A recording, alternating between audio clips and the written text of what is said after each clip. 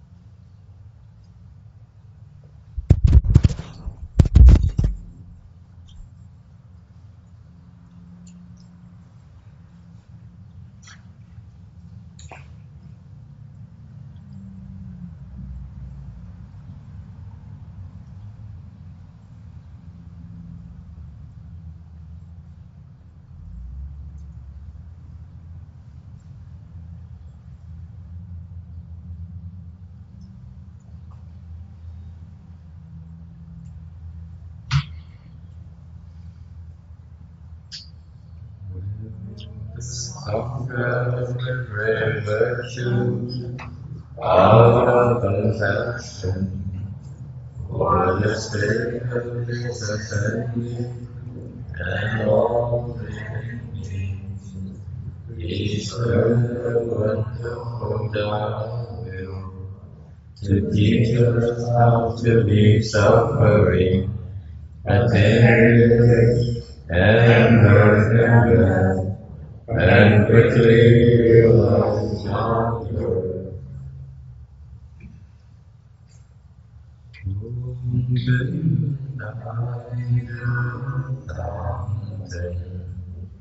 Vì thứ pháp âm nhớ biết dụng sinh đến kiến nhiều pháp nhau đau hạ môn như Adios come to đi khổ đau đau thương khổ sanh. Homage to the blessed, noble, and perfectly enlightened one. Homage to the blessed, noble, and perfectly enlightened one. Nam mô Sa Đăng Tô Sư Chê Đô Ye Ơ La Mơ Đi Sam Yêu Sam Phu Tô Xie. Nam mô Sa Đăng Tô Sư Chê Đô Nam mô Tát Đa Ca Tu Ya Ya Ra Ra Ane Tam Yêu Ten Mô Ya Tu Wa.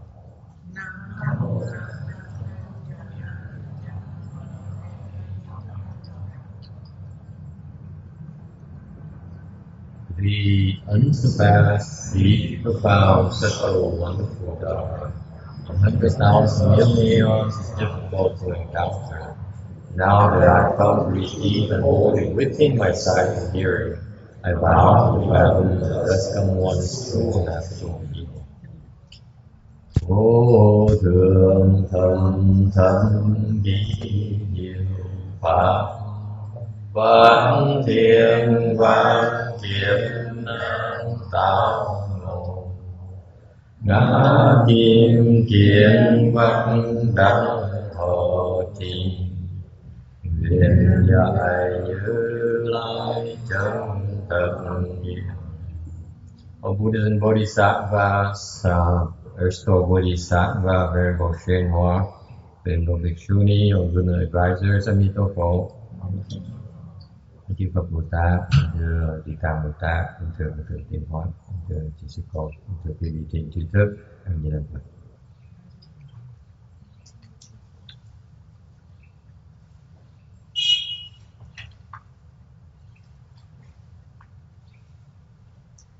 We on slide 285, cái slide số 285. The text mentions about the Indian caste system.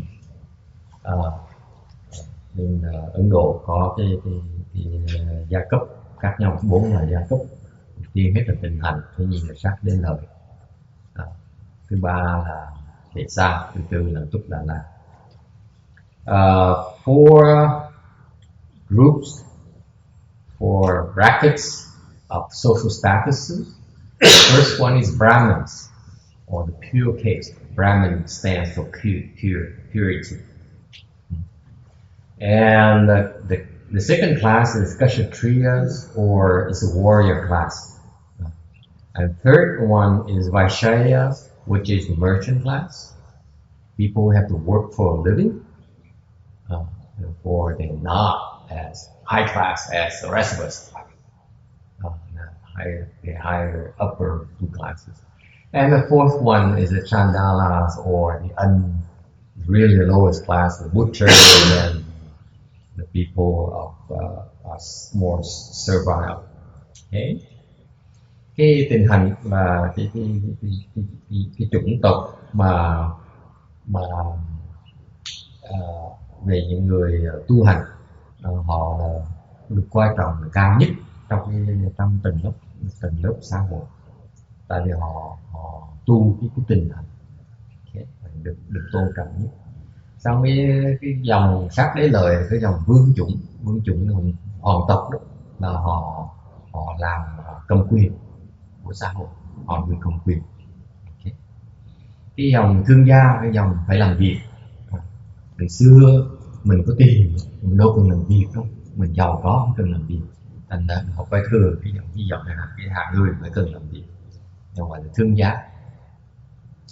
Còn cái dòng thứ tư là Túc Đà La, tức là đây thấp nhất, là những người mà phải làm đại khái là làm việc làm thấp nhất trong xã hội, như là làm đồ tể hoặc là đi làm tôi tớ cho người ta. Từ xưa những cái dòng họ người ta không có loạn xạ với nhau, riêng rẽ ra. Tinh hành thì dòng tinh hành đó thì họ Bà La Môn thì họ chơi Bà La Môn thôi, chứ không có xem liên hệ với những cái dòng họ khác.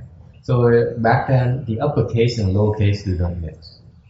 Okay, the Buddha actually is the first person who created a sangha where there's no case differentiation.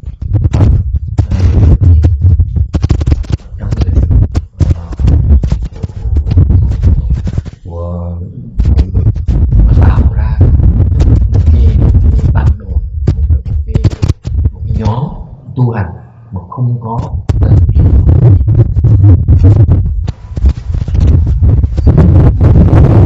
First one to create the first democracy in the world. Hồi xưa Phật là người đầu tiên tạo ra cái sáng tác ra chủ nghĩa. Okay, so a little bit commercial about Buddhism for anyone.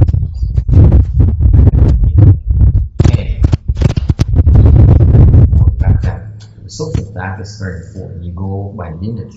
The Brahmins get very proud of themselves. They look at themselves as direct descendants of gods. Họ gọi họ cao cả, con cháu của and therefore they consider themselves to be the most honored lineage. They demand to be honored.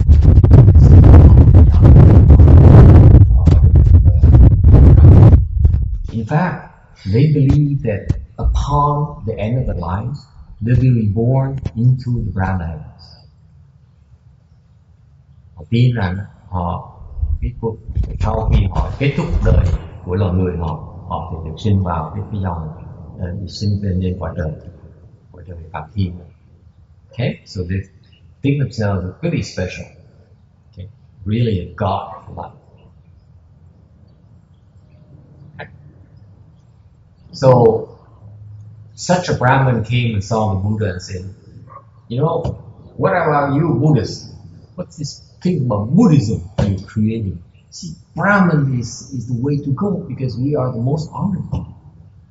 Thì ông Bà La Môn thì mới tới gặp Đức Phật, nó nói là cái Phật giáo là cái gì mà kỳ, Phật giáo là đồ còn chưa phải là tôn quý, chúng tôi Bà La Môn mới là được tôn quý.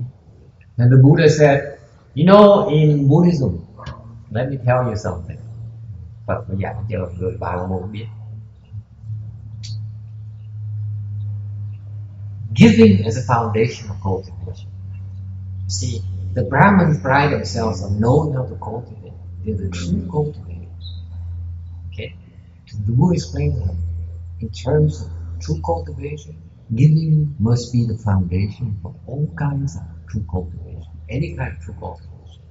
Thì Phật mới giảng, ông có biết không?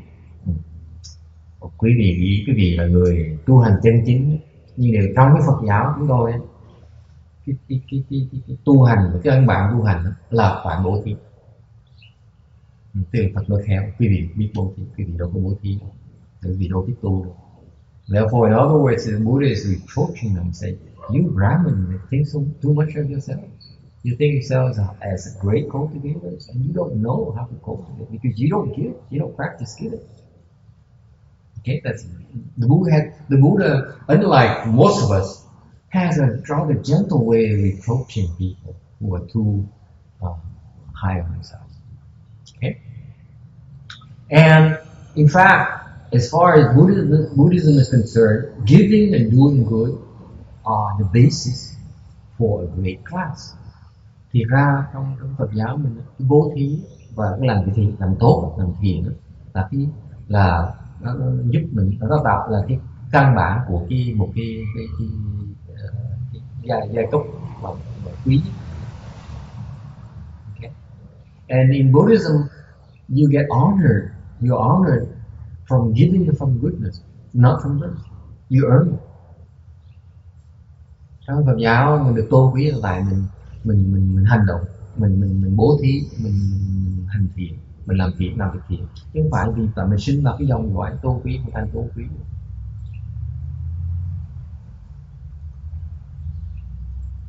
Okay, we make ourselves honored. We earn it. We don't inherit it. Cái dòng loại cao quý là tại mình cái do cái nghiệp, cái hành động của mình, chứ không phải do cái sự sinh trưởng. Okay, any questions? Has it changed at all since the Buddha explained it a few thousand years ago? No. Hasn't, huh? Oh.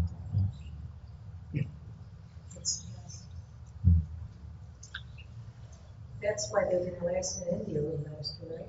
That's why They're not in India. that's why they no longer exist. Because they fail to understand the essence of their so-called superiority.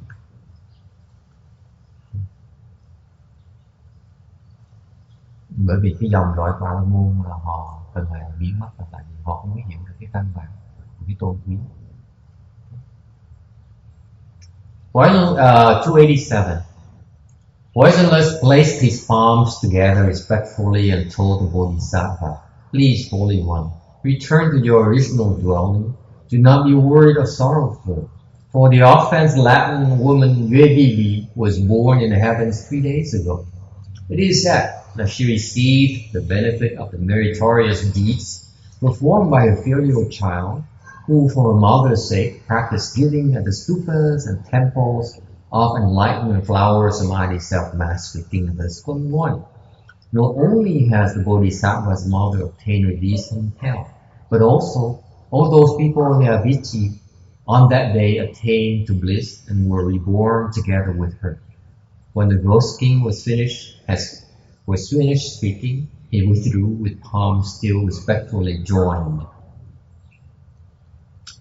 289. Chú kỵ chắp tay mà cung kính bạch: "Xin thánh nữ trở về, khỏi cần lo buồn thương nhớ. Nữ tội nhân duyệt lễ lời đã sinh thiên cách đây 3 ngày. Được biết rằng nhờ hiếu nữ lập cúng tu phước bố thí chùa tháp Đức Giác Hoa Tự Tại Vương Như Lai, không phải một mình mẹ của Bồ Tát được thoát địa ngục, mà tội nhân vô gián ngục trong ngày ấy cũng đắc lạc, cũng cùng sinh thiên." Nói rồi chú kỵ chắp tay thi lễ mà cáo thoại. It's the united way. That's how it first started. By helping her mother, she helped the other beings in the house as well. That's why the ghost king Poisonless puts his palms together out of respect and awe, and trying to comfort and dispel the woman's worries. Okay. Thì bởi vậy chắp tay là tại vì chú quỷ mới muốn an ủi cho những người thánh nữ này, người đàn bà này, hay là đừng có lo nữa, tại vì không những vì cái hành động của cái bà đó đã mẹ bà được thoát, mà những người tội nhân khác trong cái ngục này đó cũng được thoát và được sinh vào cõi trời. Isn't it wonderful? I mean, it's such a warm, heartwarming tale that you could do someone and you can benefit so many people out of that business to your own mother.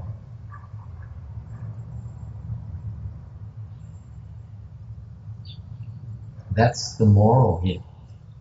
When you're good to your mother, you're good to your parents, you're feeling the parents, the people around them also benefits. Cái lời dạy của kinh đó, cái ý nghĩa là khi mình báo hiếu cho người có ơn, thì không phải riêng người cha mẹ được lợi, mà những người xung quanh người cha mẹ cũng được lợi. Okay.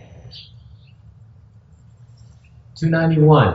The Brahmin woman quickly returned as if from a dream, understood what had happened, and swore a deep vow before the image of enlightened flower samadhi self-master king. Thus come one in the temple, saying, "I vow to establish many expedient devices in response to living beings who are suffering for offenses.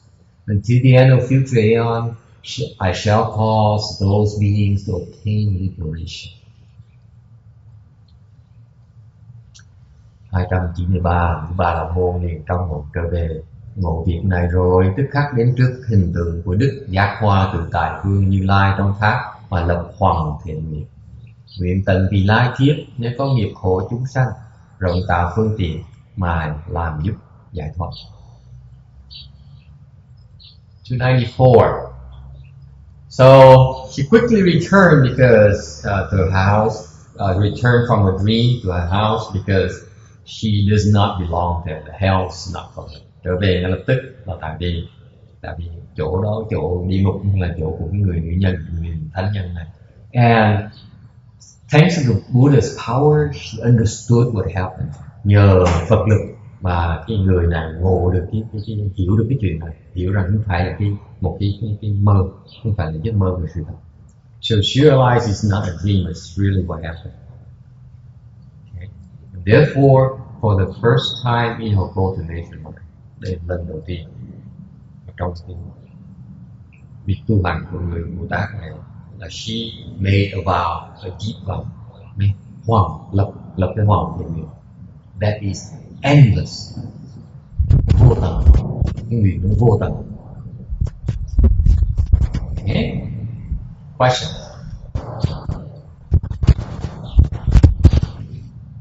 This is how she repaid the Buddha's kindness. Thấy hay, thấy đẹp như sao? Người ta, cái người này trả ơn Phật cách lập cái thiện nguyện. When the Buddha does a favor for us, he doesn't want you to give him money or temples or flowers and all the materialistic things. This person tried to help to the end of time, all the beings.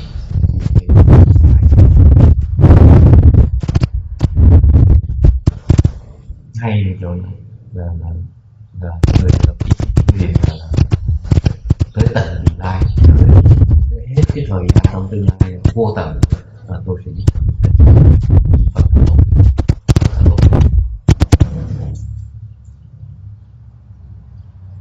Okay. So what is this reality here? This concept here that's not known to the West? Text.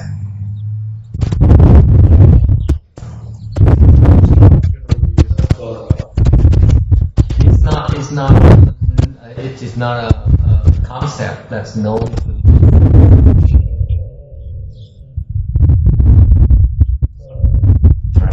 That's true. That is true. Ông nào nói đúng.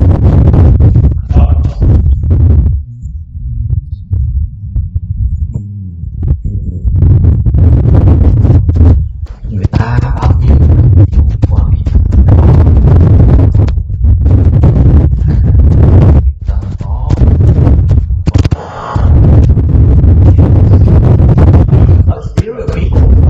that is true. When I first picked up this sutra 10 years ago or something, like that, a chapter, a few pages, I read that concept. I thought it was so interesting. I couldn't put it before. I guess because you started. Just that one idea. Eastern philosophy, Asian philosophy. It's just that there's some kind of action, that's kind of attitude, and support towards those who are kind. Okay. Ông đang nói là hồi trước mà trước khi mà lần tiên đọc cái kinh Địa Tạng này của ngài Tiến Hóa giảng ra tiếng Anh là của cái quan niệm mà báo hiếu này mà người Á Đông hay làm rất là đặc biệt thành cái độ thích ngài Tiến Hóa. Okay. So what is filiality? This Asian concept, which is very ill understood. What about you Asian people? Do you know about filiality? You do. Okay. Rồi mà Á Đông chắc biết về báo báo hiếu. Okay. Filiality in essence is to serve your parents well. Báo hiếu gì? Báo hiếu là phục vụ cho cha mẹ. So far so good. See, Westerners don't do that. As soon as you old enough, you get away from home and you have your own life, and usually you keep the distance from the parents. The Asians are very close to the parents. No, not you. Okay, so you Western ones. Huh? Some Westerners do too. Some do. But they don't understand as a concept filial. You just say, I like my parents. That kind of thing. But it's not really in a way of to serve the parents. Cái này là bên người Á, người Âu Châu ta có làm, ta cũng thân thiện với cha mẹ họ, nhưng mà họ không có nói quan niệm đâu, gọi là phục vụ cho cha mẹ. Okay. Here the key word is serve. You serve them well. Okay, yes. We get there, don't worry. I know it's going to be a controversial thing, and I'm prepared to camp here on this slide. I know already. We're going to be here for a while, so we get there, okay? Câu hỏi của như vậy mình phải đồng ý với tất cả họ, cha mẹ. Nó nói từ thông thả, mình sẽ bàn về cái chỗ này, đủ khi giờ bàn đừng có lo. Tôi đã chuẩn bị để mà bàn.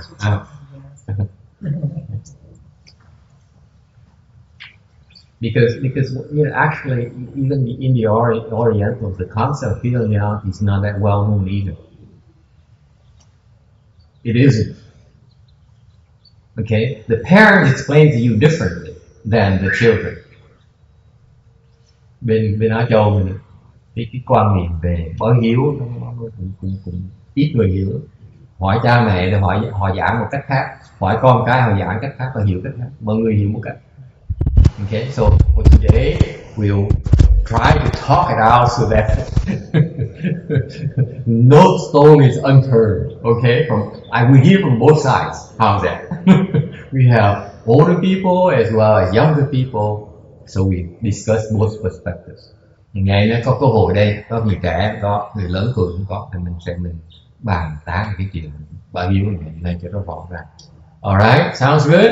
Okay. Now, in theory, as far as Asian culture goes, okay, filiality is the number one virtue, is the most important undertaking of any human undertaking.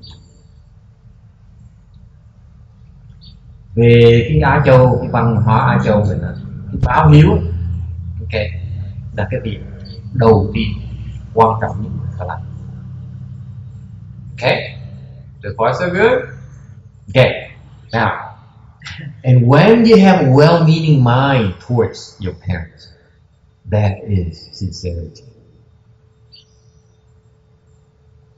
Mà khi mình cái tâm mình muốn việc tốt cho cha mẹ mình, cái đó là cái thành tâm. So far so good. And according to ancient wisdom, theo như cái huệ của cổ nhân, the filial son or filial daughter takes care of the parents. Cái người mà có hiếu thì con có hiếu là phải lo cho cha mẹ. This person enjoys making them happy. Cái người này là nhiều kỳ tâm. Có nghĩa là gì? Có nghĩa là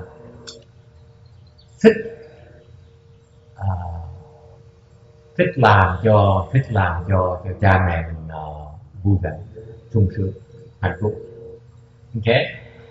This person does not go against the will. Okay? Người này bất vi kỳ trí, vì là cái cha mẹ có những cái chí vọng gì thì họ không phải đi ngược lại.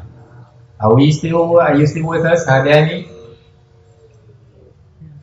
You go against the will that your parents will, or sometimes. Okay, so here we go again.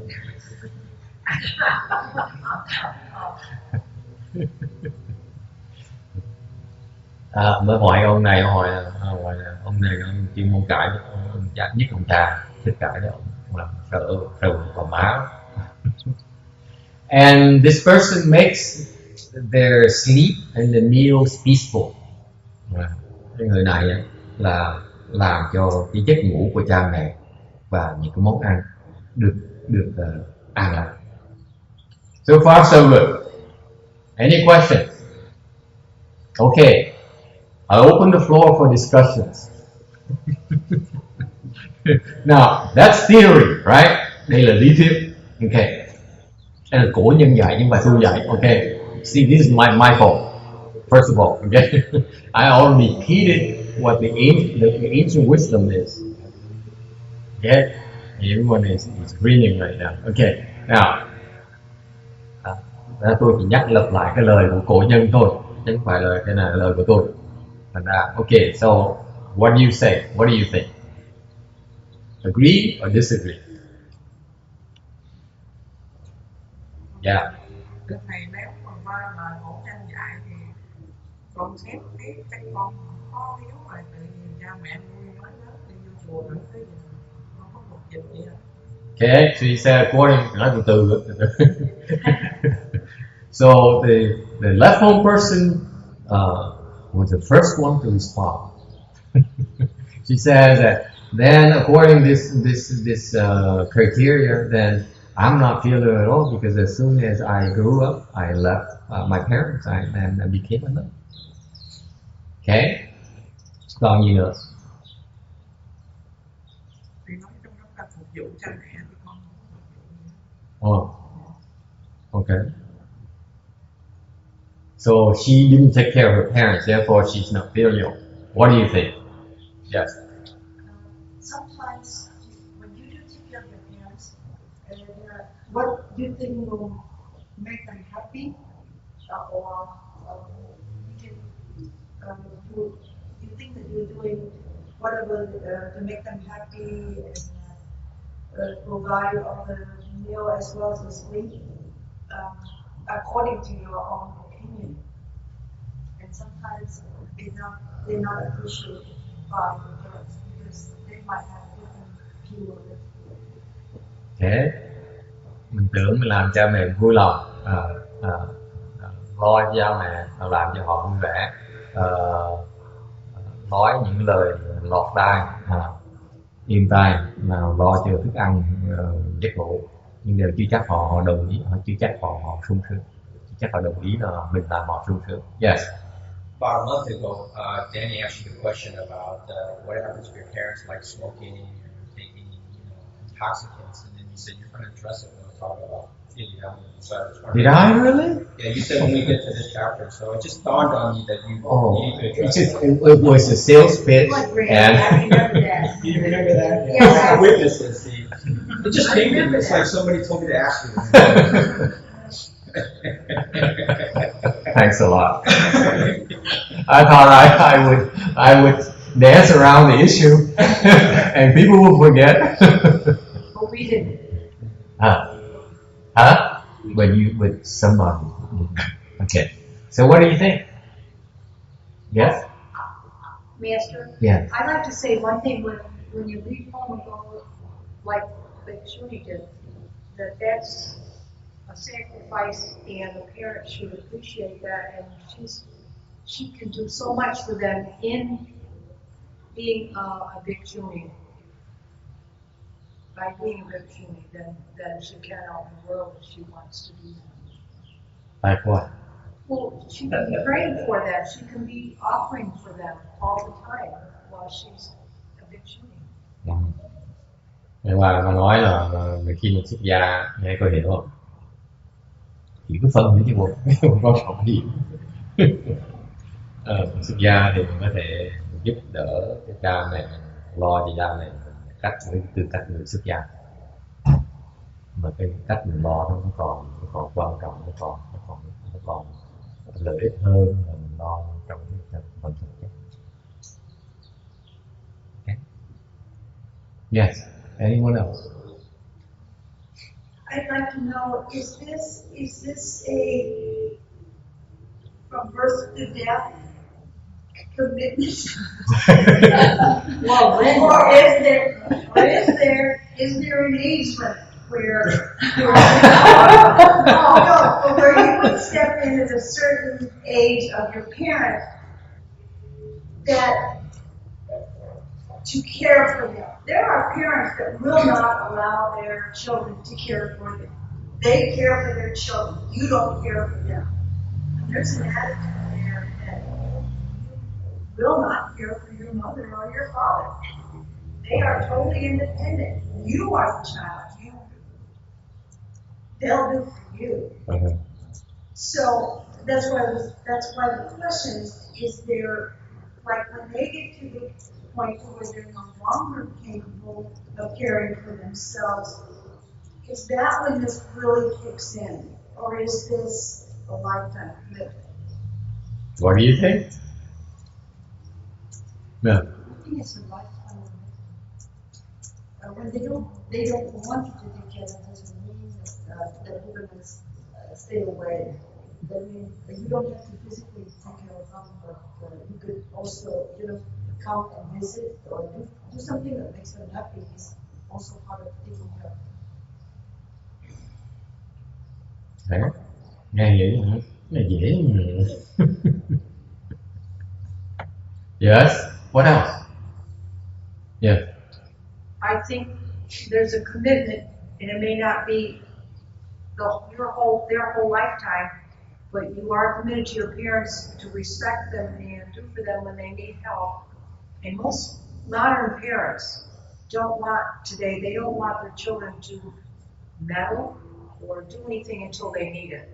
Mm-hmm. Is that your personal attitude? Is that what you keep on telling your children? No, I'm telling what my parents... They don't listen, do they? No, and but my parents said that. I heard them say that they expected their children to take care of them when they were able to take care of themselves, but they didn't want to be bothered until then. Exactly. Mm-hmm. But you see, in the Asian culture, so they have this thing called the big family, where the several generations live together under the same roof. So that makes more sense in terms of in these contexts when you take care of your parents, you enjoy making them happy, go with the will, please their eyes and ears and all those things, because it's right there under the same roof.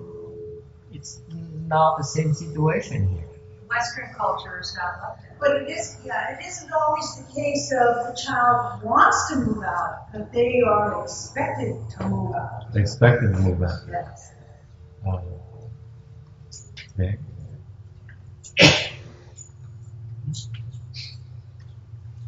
All right. So would that fall into that category then of to not going against their will?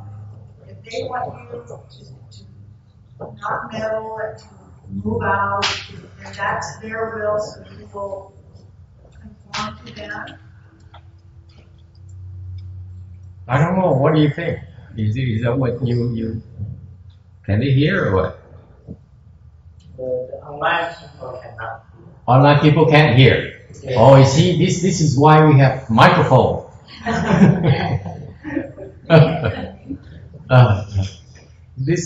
Tell the online people that we should have some better microphone in the future in coming. So promise. So Jack is the only online people. That's an important online person. So okay. So not go against the will. So they expect you to move out. So you have no choice anyway. That's right. Okay. Yes. There's still an outstanding question that people are not reacting to. Is what if your parents when your parents want something that's wrong. Let's say they want to go rob a bank, and they say you come help me. What do? Bây giờ cha mẹ mình làm bậy, tính làm bậy, cha mẹ sắp muốn đi cướp nhà băng, bây giờ mình còn tới giúp tao đi cướp nhà băng. What do? Huh? Just say no. Just say no. Huh? Just say no. Hồng nó đồng ý. Then you go against the will. But that's not taking care of your parents. If your parents are that far off the stream of life, if they're that senile or that evil, then you need to take care of your parents. You bet you do. You need to jump in there and rescue them from themselves. Okay. So there's certain priorities here, right? That's It right. has to be sensible. It has to be logical, right? Sure does. Okay. What else? I remember according to the ancient text, or not that ancient, but the Chinese text. Yes. It says that when you see that parents are not doing the right thing, you're supposed to tell them not to do it in a way that doesn't offend them, and you keep doing it until they stop doing it. You keep telling them until they stop doing it. You can even beg them. That's okay. You can't even what? Beg. Beat them up. Beg. Beat them up. Beg them. Beg. Beg. Okay. Would you say that? Yeah. Beg. Nói là không đọc sách tàu, nói là nếu mà cha mẹ làm trật thì mình khuyên lên xong rồi nó đừng có làm nữa, cứ càng nhằn hoài chừng nào đừng làm, mới không càng nhằn đâu. Nếu cần thiết là mình quỳ xuống mình năn nỉ nữa. Okay. Didn't you have a question? You have agreed? Do you have to agree with everything? Does it answer? Huh? You agree? Okay. Then we just settles it. Right? So we all understand our filiality. Yes. Yes? Okay, but then we take on the next point of when does a parent stop or respect, or they've run our lives for so many years that now and me as a mother, I with my daughter and to bring her up in a right and wrong and education, all these things that are necessary in her life. There came a point where there were things that she needed to learn for herself. But I know that there are parents that don't take on that attitude of a child to allow them the freedom to, so to speak, to skin their own knees or to make their own mistakes. So then where do you draw the line with the parent from a child's point of view? What do you think? I think the Chinese would tell the parents at that point that you need to stop. In a certain way, it's a nicer way, not to insult. So there's a nice way to go against their will. Beats me. I don't know what it is. Huh? I don't think it should be. I look at it. It's not that you follow their will, but just some of their wills when they start infringing into the child's life as an adult, the child should be either discussing or explaining something. It's not the blindly follow. Okay. Let me ask you. See, this is very prevalent in the Asian cultures. Okay. Let's say that your parent is hooked on opium. Okay. Ví dụ như cha mẹ mình là nghiện thuốc viện. So what do? Let's say your dad say, hey, prepare me an opium pipe. Như già ông ngoại bây giờ đưa thuốc viện nó hút. What do? I'm the age, right? How old is the man? 99.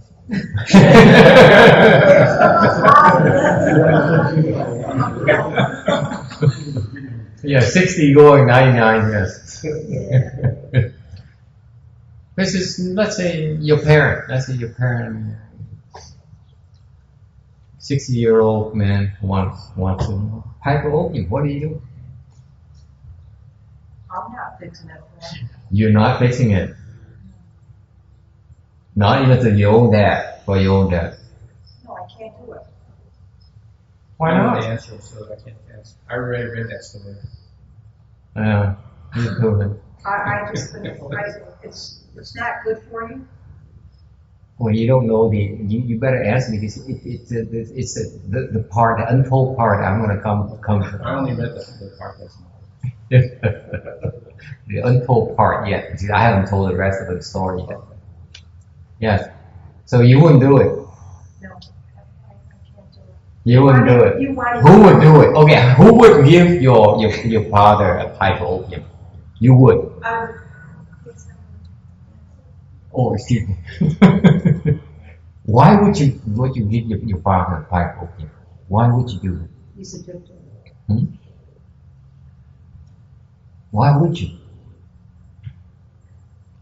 Maybe he can get that if you give him some opium. You should. Bác đồng ý là phải đưa ông hút thuốc viện. Được không? Bác không đồng ý.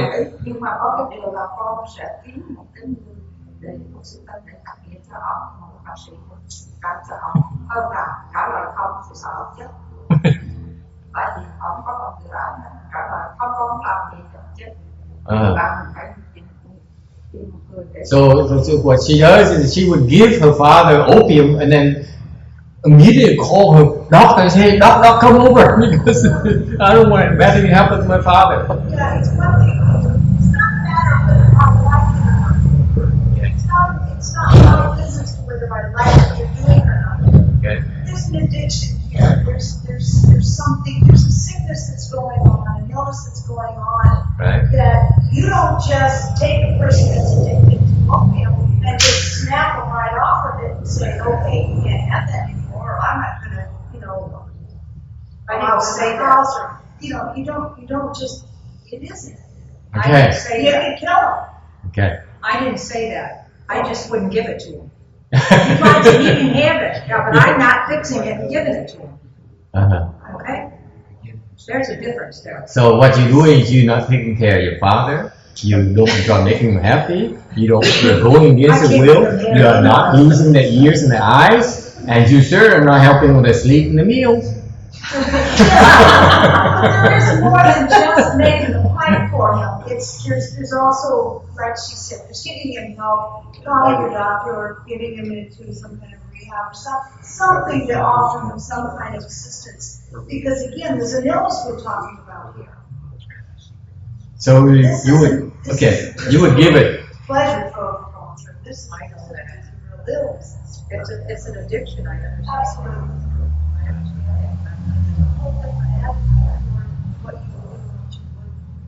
Okay. Anyone else? Cheesecake. Anyone else?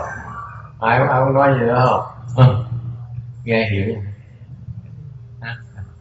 I think I agree with her opinion because sometimes the parents have to listen to the children, and the better way we need the psychologist for help.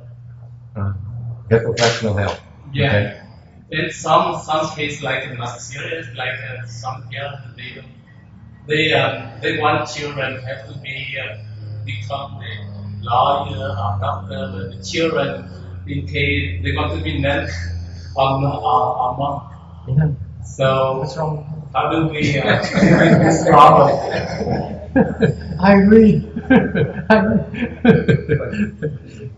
Yeah. Isn't Mahayana considered the greatest good is when you're repaying your parents' kindness by leaving them alone? Where did you hear that? That was a question that Master Shumwa asked. Why did the two left home disciples do the 3 steps one by? Yeah. Master Shu Yin did that too. Was when he did 3 steps one bow in China, was to repay his mother's kindness. Yeah. Okay. So sometimes you have to use use the judgment in trying to be filial, right? Yeah, you do common sense. It's common sense, yes, and it has to make sense to both sides, right? It's not, these are not cast in stone, right? Right. Yeah. Yes. There is no hope for that parent if you alienate yourself from them by totally doing it, involved. Okay. You're just alienated. You cut yourself off from them, and there's no hope for them. You're recovering from them. Okay. Okay. Very good. But then why so many things? Why did the ancients give us so many this long list of things to do, and sometimes they're contradictory, sometimes it's just not practical. Why is it? What's so wise about it?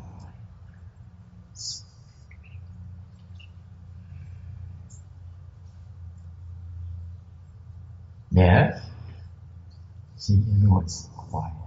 Isn't that to repay for the time we take care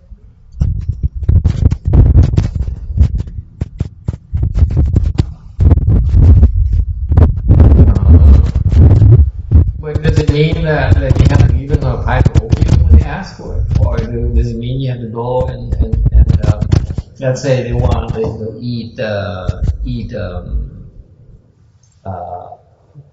fresh chicken, so they say go to the neighbor's house, grab the chicken, and bring it back here and cook it for me.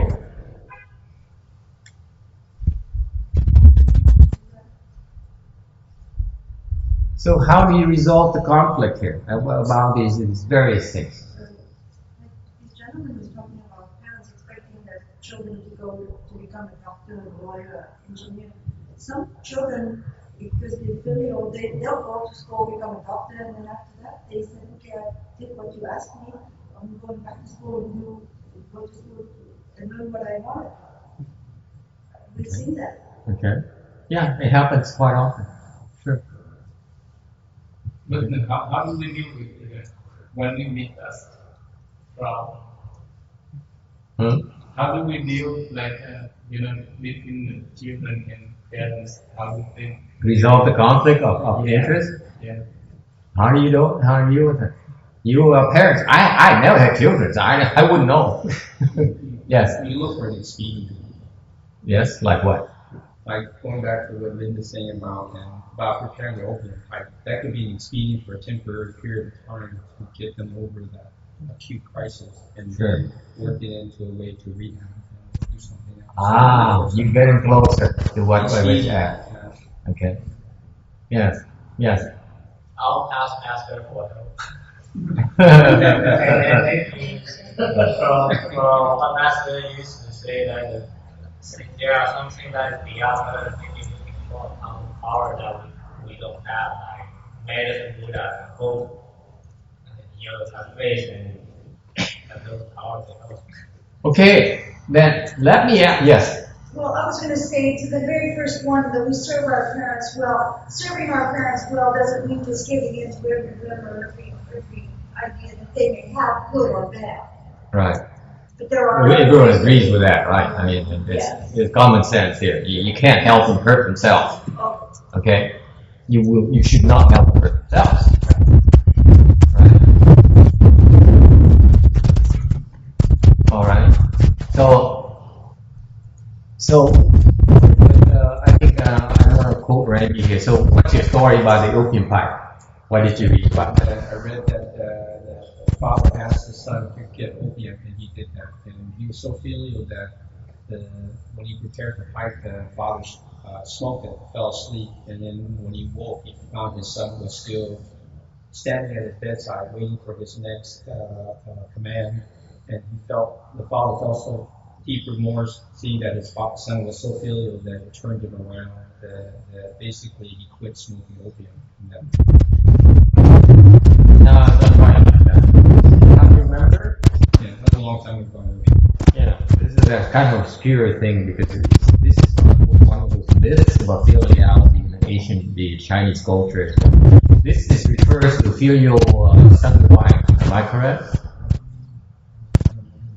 And ông Tinh Hóa, this is what Master Tinh Hóa told the story of his of a very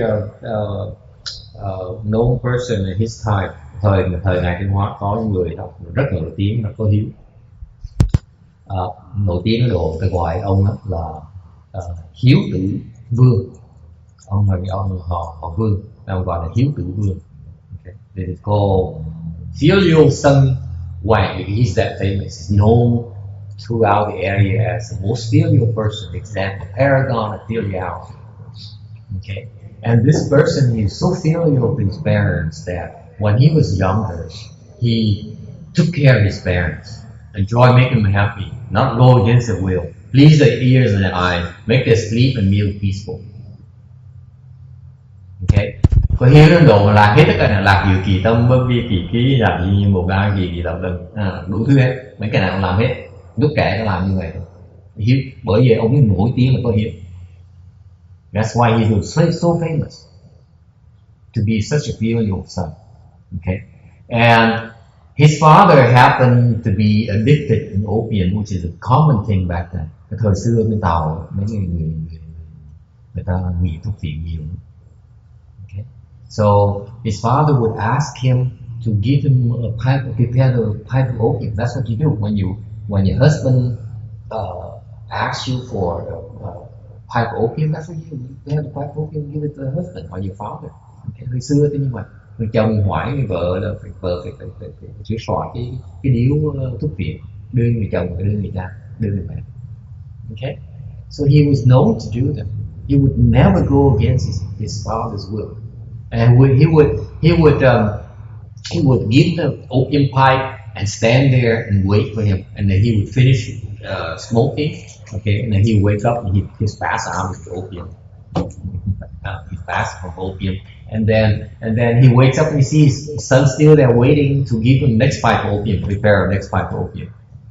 Có hiếu đến độ mà người cha mà hút thuốc phiện xong rồi hút đến xỉu ngất luôn, ngủ luôn, cái xong mở mắt ra thấy người con vẫn đứng bên cạnh giường đó đợi để người cha để đưa người cha một cái thuốc phiện, cái điếu thuốc phiện cái gì một phiện khác. Means that filial.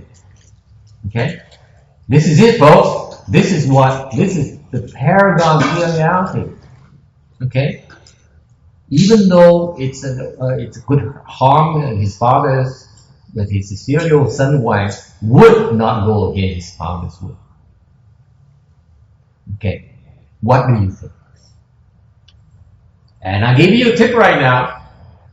Okay, tôi hỏi ý những cái vị nói để hỏi ý kiến cái vị. Tại vì cái người này á, sau này xuất gia mà thành một người thầy tu và thành người thầy của ông Tuyên Hóa. Đây là sư phụ Tuyên Hóa. Ông Tuyên Hóa dễ sợ. Ông Tuyên Hóa là khi ông xuất gia, ông chọn cái người này làm người thầy. Okay, I'm giving you a clue right now. This filial son Wang later on left the home life, became a monk, and then took Master Hsuan Hua as a disciple. Master Hsuan Hua vowed to him as his shifu. Okay, so what do you think?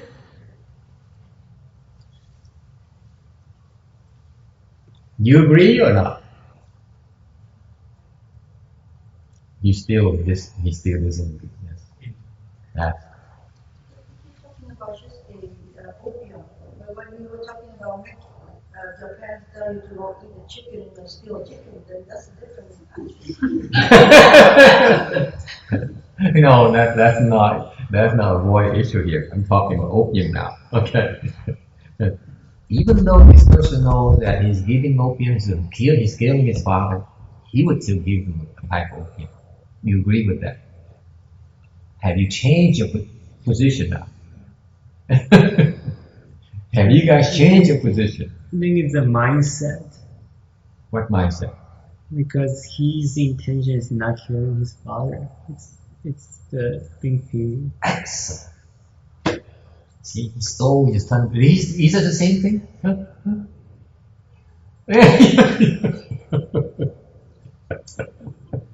Yes, what did you want to say? Huh?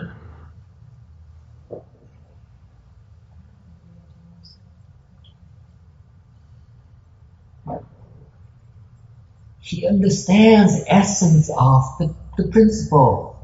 It's the intent to do all these things. Là mình cố ý cái pháp này là pháp mình, cái tâm mình muốn làm những việc này. You got that?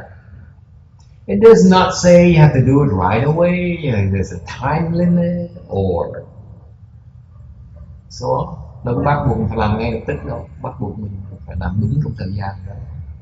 See, so actually these are not contradictory. These are do not necessarily are in contradiction. Why does it say you have to take care of your parents and then not go visit you at the same time? Does it say so? Right? That's how I read it. It says these are guidelines and this is the intent behind it. You don't do it. This is what filiality is about. The mind of filiality is this kind of mind. Right? So far so good?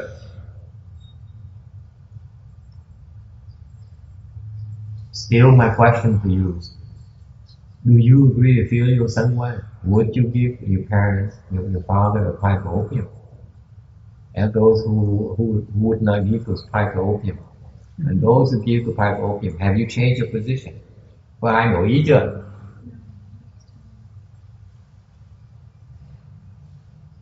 No? You're not budging. Yes. Pastor, Have you changed your mind? in some ways I have, because what I want to say is I took care of my mother. I didn't take care of my father because I wasn't privileged to know about when he was ill. And when I took care of my mother, she did things that I was not happy about until her death. Mm-hmm. And I did whatever she wanted with that until she died, but it bothered me, but I did. That was against what I would ordinarily do myself. So you have to be in the situation to know what you're going to do and how you're going to do it. Mm-hmm. And I did give her filial piety until she. Mm-hmm.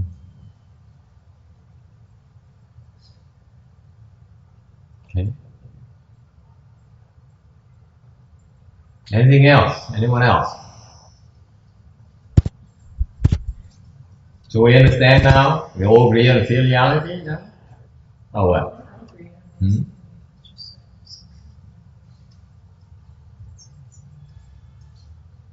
Yeah. Is this another one of those things where how you treat your parents will be a good indication of how you treat others other than a parent? Your giving and your goodness and your generosity and that type of thing that if you I don't see a difficulty in doing it for your parents, but if that same generosity and that same intent is given with your parents, that you have a nature of giving to others that way also. Is that? Let's backtrack a little bit. Okay. Don't you wonder why you have to be filial? Có ai mà thắc mắc thì mình phải đặt ra một câu hỏi. Why? They brought you to the It school. comes from the Tao. Cannot even measure. What if I don't cultivate? What do I care about the Tao? But it's an But expression it of is, the Tao gratitude. is there no matter what you cultivate. It's not like cause and effect, whether you believe in it or not. It's always there. It's not a function of whether we believe. It's a function of what it is. They brought you into this world. That's what the ancient said. So what? If you don't. In our culture, you brought me into the world, and you have to feed me, you have to raise me until I'm able to take care of myself, right? It's a karmic debt. That's our culture. Yeah, but that's a karmic debt. If you see parents care for some children and other parents don't care for others, so that's a karmic debt involved. That's true.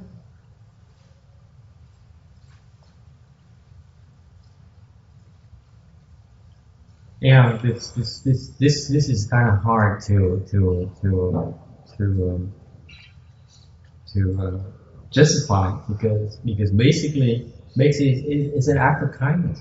What's referring to is the fact, according to the Asian philosophy, is that your parents gave you this life.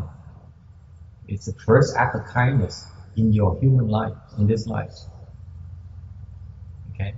Without the act of kindness, you cannot possibly have whatever you have right now, the rest of your life.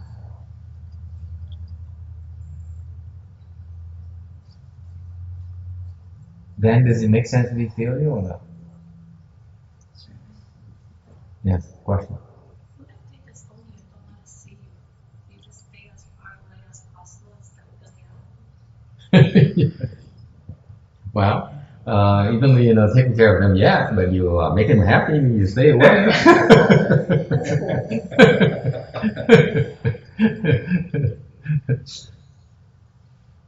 What do you think? Yes.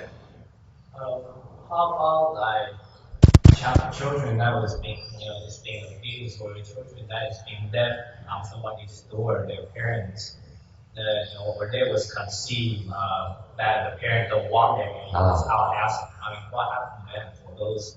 How do the child be feel to the parent in that way? Okay, even let's backtrack a little bit. Let's say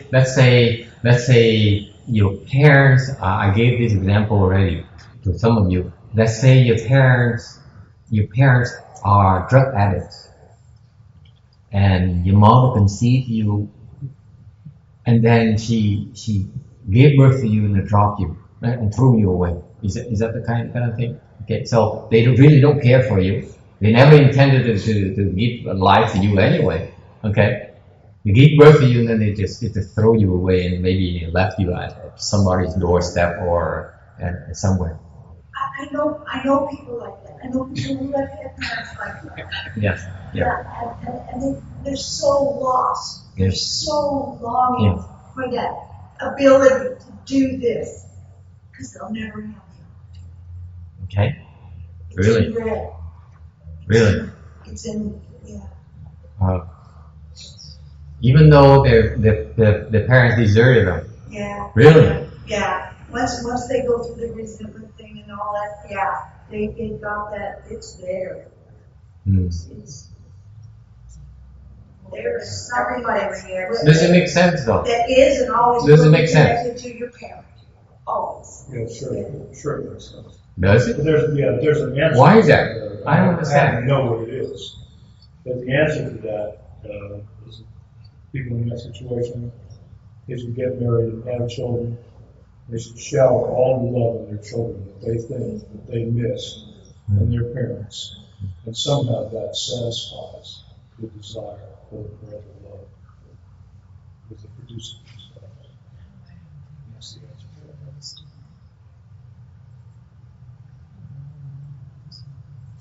Okay. It's deep-seated, Master.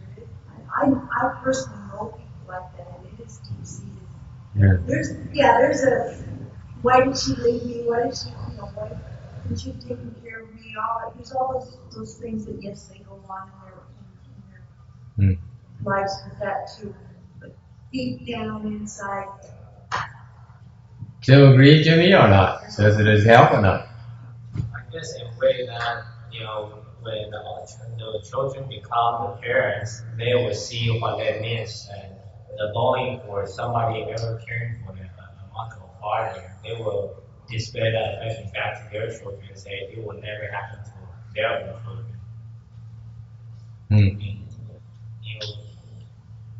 This is the beauty of the filiality concept. Cái này là cái chỗ thâm thúy nhất về cái ý nghĩa của cái bao hiếu. Okay, it's not about giving birth. To me, it's not about giving birth. Đối với tôi cái này không phải là quan trọng là bao hiếu, cái pháp bao hiếu không phải là vì cho sinh cái tính mạng của mình. Okay. The concept behind it is that you repay kindness.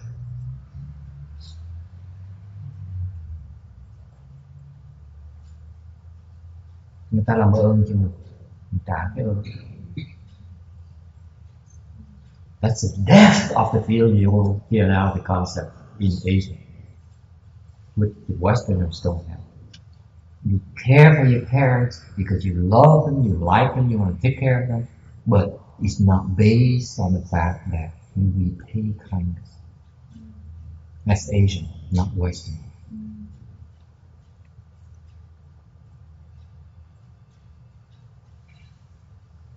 You can't see that, Jimmy? So even though the parents may have thrown the child away, the baby away, but that single act of kindness still deserves filiality. That's the Asian concept.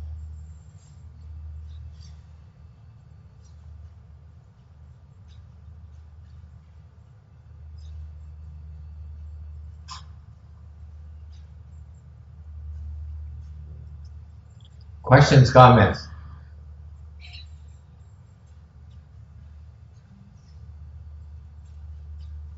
Then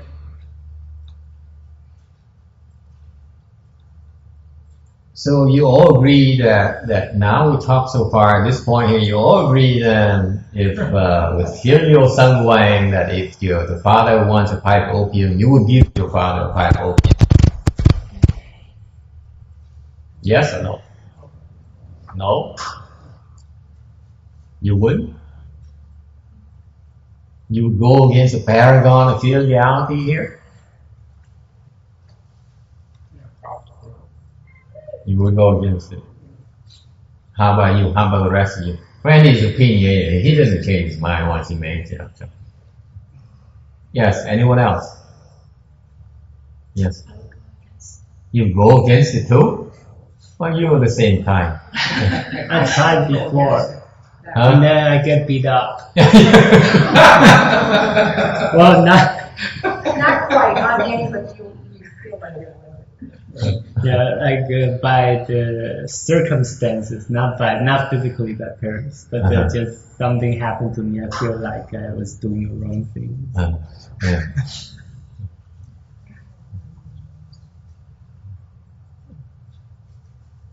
Okay.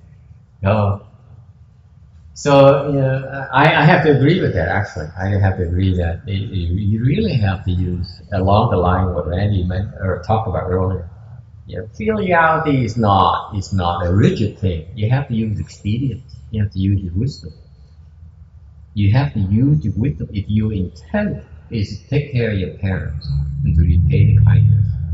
Then you can go through all this laundry list, but use expedience to do it the best way you can. That is called wisdom. Okay? I cannot speak of filial Sun Wang. I wasn't there on why he gave his father a pipe of opium. He has his reasons, I'm sure. Okay? And for a person for that kind of virtue and wisdom and attainment, okay, I would bet against that. You have to look at that and investigate and try to understand why and talk with that person to find out why. And you have to walk in the shoes. So he has his wisdom. Experience to know what you would do. Right. Without the experience, you can guess all day long. Right, you have to be there. That's right. Okay, so it varies. That's the reality. It's wide open. It's not always one way. Okay? Sometimes you can take care of your parents by not taking care of them. Right? Sometimes you go against the will action when you are not. Right? Sometimes they force you to become a doctor and a lawyer. And what if you are not cut out to be a doctor and lawyer? So you allow them to make you miserable and you come back and make them miserable? Right? Then it doesn't make sense. If their intent is to make you miserable, okay, then it makes sense for you to then go and become a doctor and lawyer against your own will, against your own inclinations. But deep down, if they're telling you that you should become a doctor or an engineer or a nurse because out of love for you, because they think it's best for you, when you disagree, then it doesn't mean you have to obey them. Does it help? Yes. Depends. If they really want to hurt you, it may make sense for you then to get hurt. You have to ask them. You have to decide for yourself what is it they want. They really want. Well, most of the time, they really is out of love. They want to have a good career, good life, good enough money. Sometimes they're confused. Sometimes they don't know better, so they ask you to do stupid things. Right? Doesn't mean you have to go and enjoy to make them happy.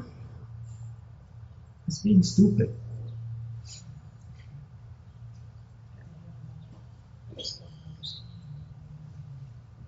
Okay? But another point here I want you to be aware of is the list is important because do not use this as an excuse. Use your logic and your upbringing, your education, and your wisdom as an excuse to go against this list. At least do it for a while and see what happens. You have to give them the benefit of the doubt. Don't be so full of yourself. Make sense? Okay? Now, the other part of it is that finally, the Brahman, according to the Brahman Sutra, the Kinh Pháp Vọng, they say philia is the basis of the ultimate way. Chỉ đạo chi bộ, là có nghĩa là tu là phải tu cái hiếu. Không có tu hiếu thì không thể nào thành công. You cannot succeed in cultivation if you are inferior. If any iota left in your system is inferior, you will not succeed in cultivation. What I'm talking about is not what you decide, what is inferior, or whatever someone else decides. Whatever is truly filial, okay, truly inferior, whichever part you have left, you have to keep working on it until it goes away.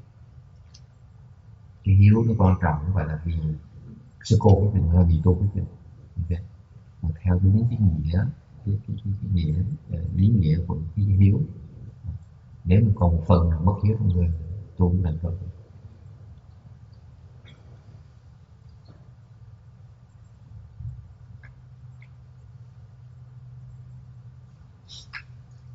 Okay? Questions, comments? Yeah.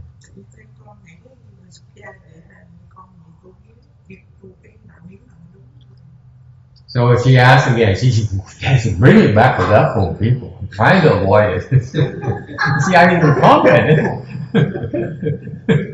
You happily do. Okay, so she asked, so as a level person, how do I practice spirituality? Okay. In terms of practicing spirituality, living a home life is the best. There's nothing else better. Báo hiếu, cảm ơn. Không có gì hơn. Không có gì hơn. ngon.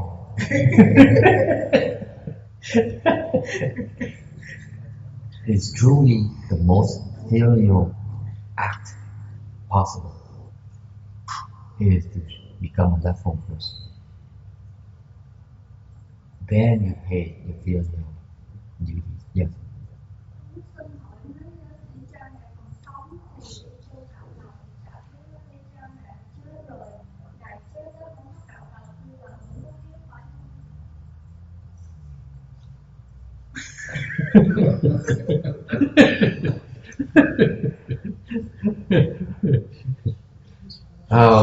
Cô trả lời đi.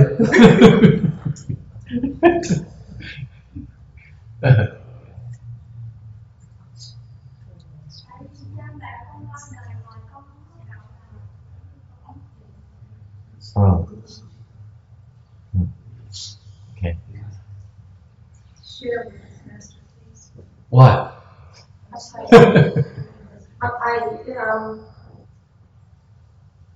Lúc Hoàng hậu Mai Gia là chết rồi. Đó, vừa hỏi trò chết rồi. Thì lúc đó Phật có 7 tuổi. Vì sao mà Phật biết tu? Phật có nói hay không? Con sẽ trả lời cái câu của các bạn. Và hơn nữa, hồi ra con ra đi tu thì lúc đó mà Gia Du Đà La không muốn mà. Vậy thì theo cha trái lại cái ý của ông nội và mẹ có hiếu hay không? Xin thầy giải thích cho con học. Đó là mặt lại. It gets more difficult. Every moment. Huh? Every moment gets more difficult. Yes. Sao? Ngọc nghĩ sao? Bác trả lời vừa ý đồng ý không?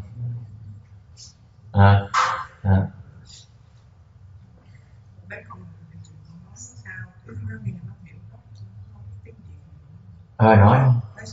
Nói cái nói là gì tôi hiểu hơn một tí nữa sao? Cô cứ nói.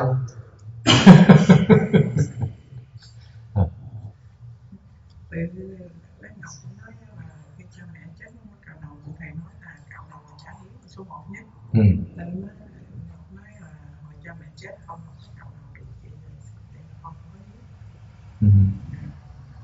Thì theo con nghĩ là tại vì cái hỏi của con á là cái nghĩ khác. Ngọc lại nghe cái cách hỏi của con nó áp dụng cho Ngọc thì không phải là mọi người đều phải cạo đầu mới trả hiếu.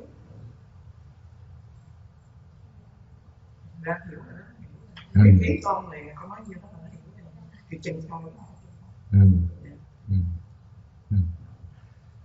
Rồi kia trả lời bác sao bây giờ? Bác Diệu Tiến, phải bác Diệu Tiến nữa. Sao? Bây giờ trả lời bác sao? Bác mới hỏi sao? Bác hỏi hóc búa dễ sợ.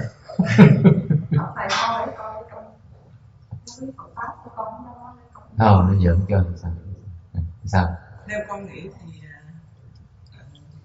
tại anh em trong cái nghề người ta hiểu cái này chứ. Tại vì con nghĩ là không phải con xuất gia và đi tu rồi thì con căn lại cái này xuất gia, nhưng mà cái đó là lúc Phật trong kinh, cái này không có trong kinh, tức là con có dạy là kêu là cái hiếu là tức là cái hiếu về tinh thần giúp cho cha mẹ. Thì bà Ma Gia, bà Ma Gia bà đã mất rồi, nhưng mà sau đó Đức Phật tu ngài đã chứng được chánh đẳng chánh giác rồi ngài về cung trời đâu lại 3 tháng hiếu pháp cho Ma Gia Hoàng hậu nghe. Đó là báo hiếu của Đức Thích Ca Mâu Ni. Rồi sau đó Gia Du Đà La La Hầu La đi xuất gia tức là 7 tuổi, và ông nội của thầy Tịnh Phạn không đồng ý với công chúa Gia Du Đà La cũng không đồng ý, nhưng mà La Hầu La là báo hiếu rất là lớn. Vì đó hiếu châu của thầy là cạo đầu là sự là báo hiếu lớn nhất, thì La Hầu La mới 7 tuổi đã báo hiếu cho mẹ là Gia Du Đà La, nên không có trái lời của Đức Phật dạy. So there's an exchange here in Vietnamese.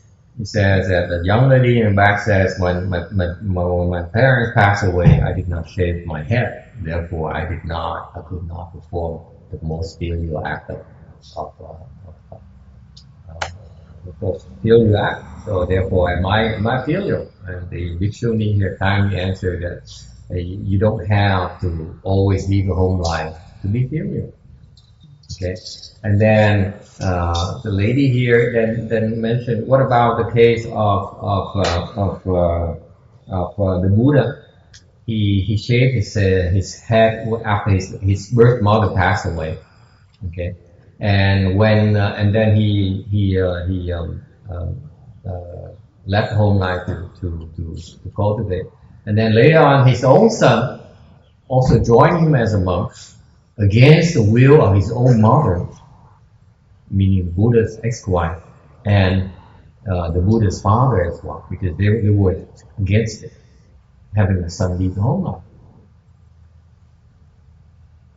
Okay, so but actually the Bhikshuni explained that it is the most filial thing because it's leaving the home life is a filial thing, because when the Buddha after the Buddha accomplished Buddhahood, he went up to the heavens to explain and preach Dharma to his mother, his deceased mother. Okay, and the Buddha's son is also leaving the home life is also a filial thing, because tại sao hôm nay cô nói nhưng mà tôi quên rồi. Tức là sau khi Đức Phật con Phật La Hầu La mới 7 tuổi là đi theo Phật xuất gia, thì cái này là tôi áp dụng qua là thầy nói là cạo đầu là cái hiếu lớn nhất, cho nên La Hầu La là không phải là không có hiếu bà dân Đà La, nhưng mà là đã hiếu lúc còn mới 7 tuổi đi theo Phật đi xuất gia. Giờ đi ngược lại, ngược cái ý của ông nội, tức là đi ngược cái ý người mẹ hay sao? Hiếu cho nào? Nếu mà đứng về mặt thế gian á, thì khi mà Đức Phật xuất gia, Tịnh Thanh Dương cũng đâu đồng ý.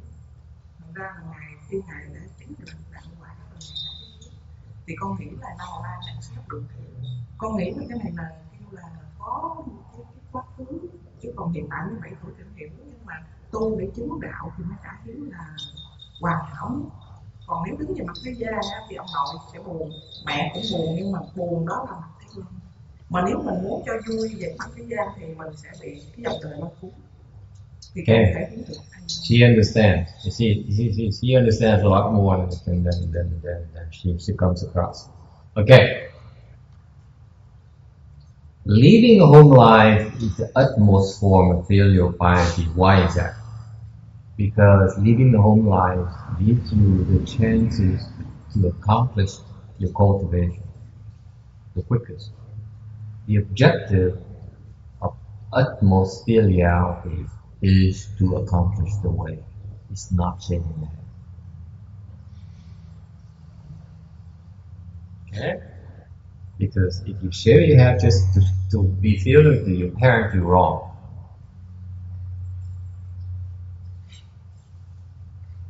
Mình xuất gia cạo đầu để mình có cái cơ hội thành đạo sớm hơn.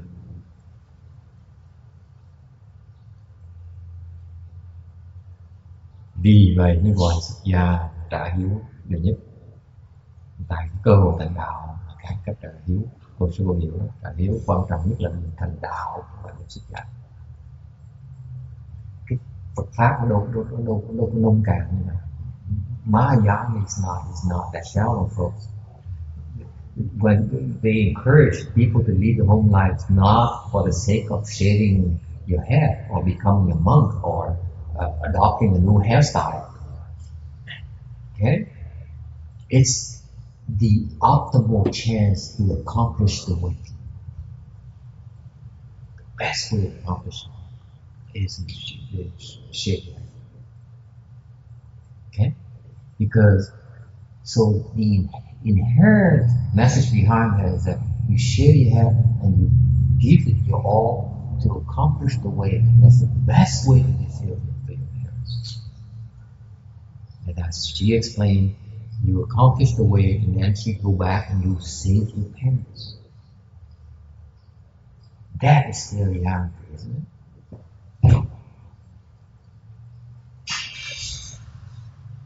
Nghe hiểu không? Thầy, cái chỗ này họ cũng có cảm với người rồi, cái chỗ cho con hiểu thì nếu con phải làm thì Phật có ra cái luật là khi nào mình còn nhỏ muốn xuất gia thì phải có sự đồng ý của cha mẹ và phải hỏi cha mẹ đồng ý để mình xuất gia. Như vậy là Phật có mở một cái cửa sổ cho cái người con và cũng cho cha mẹ. Vì sao? Vì như vậy sau khi mà con xuất gia cha mẹ đồng ý rồi vì hiện thời thì buồn, nhưng mà trong tương lai con sẽ độ còn hơn là con còn sống nữa để mà cảm ơn cha mẹ và độ cha mẹ và độ cả những bạn nữa. Nếu mình nên có như vậy cho nên Phật có mở cái cửa sổ cho chúng sanh chứ không phải bắt buộc là như vậy để xuất gia là tốt nhất. So what happened is that, so if you understand, you agree with me that the ultimate act of feeling out is because it gives you the best chance to succeed in cultivation. It doesn't say you must all leave the home life to be filial. If you stay home, you don't leave the home life, okay, and you go for enlightenment, you go for accomplishing the way, then it's just as filial. In my eyes.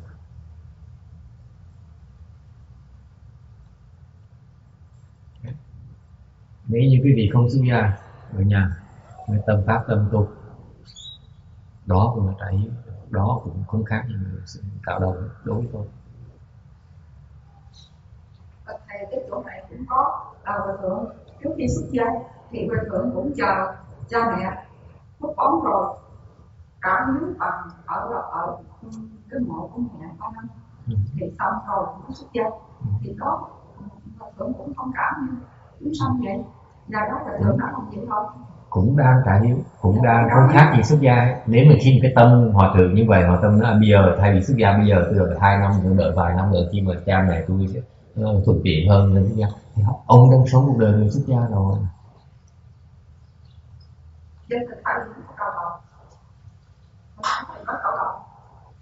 Câu gì? You have to shave your head. So he didn't shave his head when he's beside the tomb of his mother. Không, nhưng cái đó là một cái phương tiện thôi. Còn nếu như mình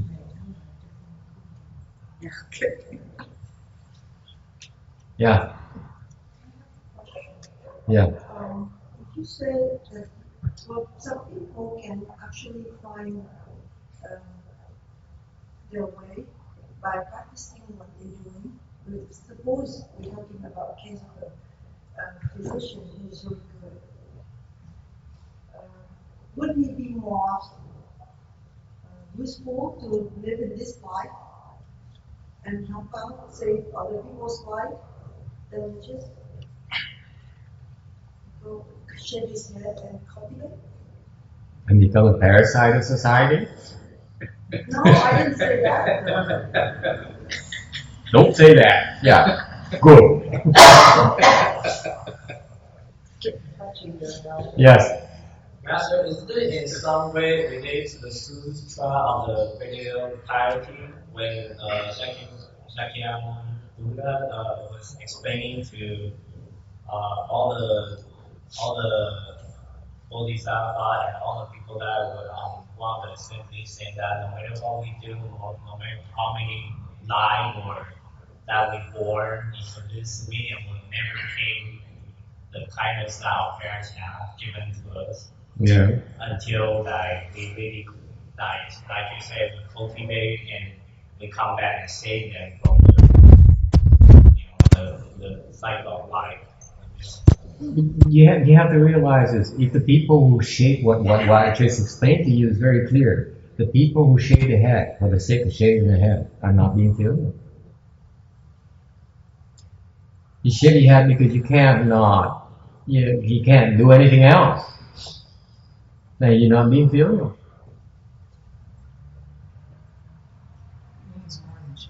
Yeah, it's a lot more involved in it. Okay? It's about cultivation. It's about accomplishing the way, giving your best to accomplish the way. Okay? Questions, comments? You didn't answer my question. Huh? You didn't answer my question. What do you think? What do you guys think? I don't have all the answers. You have good answers, Master. I heard if the person accomplishes the way the 9 generations of past ancestors will put together. So that's not bad. To your question on that. So what if you Enters the way, not accomplish the way. Enters the way. enters? Enters the way, not accomplish the way. Be careful. The Chinese very precise. Cái có cái bên người Tàu nó có câu đó là một tử nhập đạo, So you define enter the way as 9 đời tổ tiên tăng thiên. you define enter the way as the level of arhat and accomplishing the way would be irreversible bliss. We don't know. Is that how you read it? I don't know, I'm asking you. I don't know. That's not how I read it. I read it as Entering the way is just is that important? You know, the 9 generations are nice, but it's only a one-time deal. It's pretty small compared to the entire picture. that's what the other lady was saying, that it would be better to stay a doctor treating the ill today, or shave your head to become a left-arm person. Which is, she said, it's better to treat the ill. You're right, it's a limited time, a lifetime, that's it. Does that answer your question? Then are you saying that the doctor is not being filial at all? I like to think not. No. There's a question that goes back to the story of Dharma Master, I'm sure. When before he became a left-hand person, he was going to go to pre-med at UC Berkeley. And then Master Shinwa says, I don't think that's a good idea. And he says, how come? He says, you know, even the doctors, when they die, they need a Dharma doctor. So why don't you shake your head and become a left-hand person? He thought about it. He said, yeah, I think I'll become a Dharma doctor instead of a medical doctor. So even when the doctors die, they need help too. The answer is what he's saying. He's saying is that the left-hand people, they do have a certain value to society, and quite often they are the contribution to society much more than doctors. It's kind of biased perspective, but that's what we believe. Tôi nói là người xuất gia cái con tôn trình với xã hội lớn nhiều lớn hơn người tôn trình người bác sĩ. Yes. I agree with that. You agree with that? Yes, I do. And along the lines of like in terms of if the value, society value, places value on the doctor because his ability to provide medical help. Okay. I can assure you, you cultivate, you can provide a lot more. A lot more. It just is not measured in terms of dollars.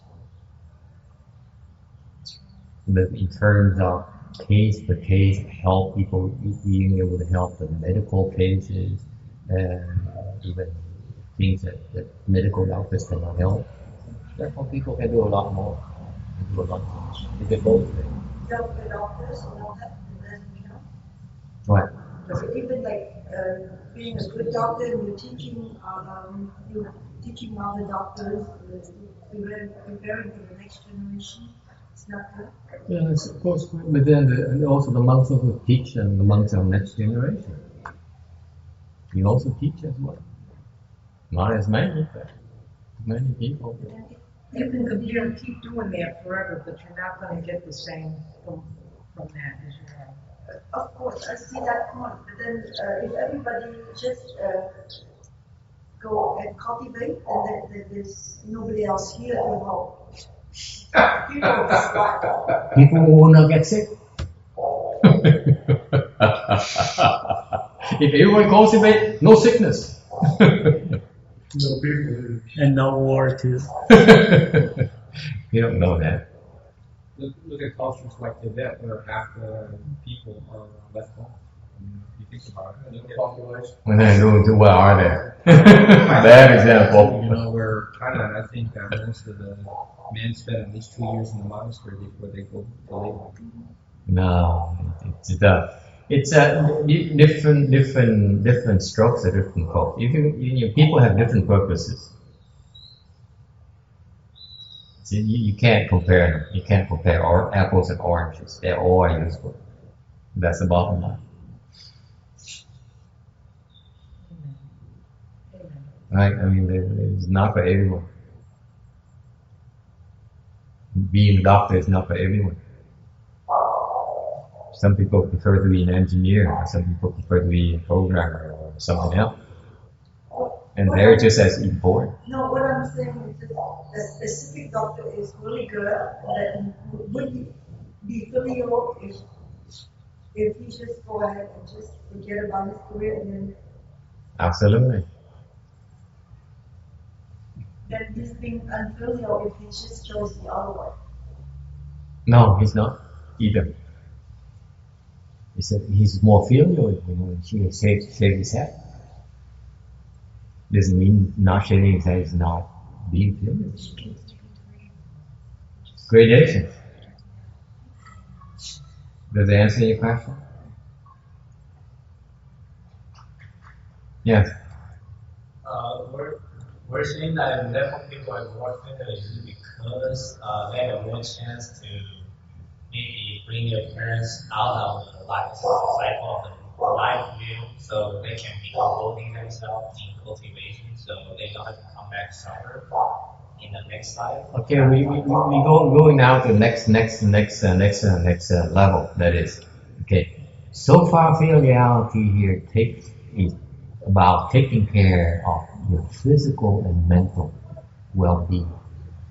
Bây giờ mình nói thôi là cái đạo hiếu này là chỉ đạo hiếu bằng cách là mình giúp cha mẹ mình về phương tiện vật chất, về tinh thần thôi, về tâm lý thôi. Và về số cái phần khác là phần tinh thần, phần lương thiên, ai giúp họ đi. There's also the spiritual side, the filiality.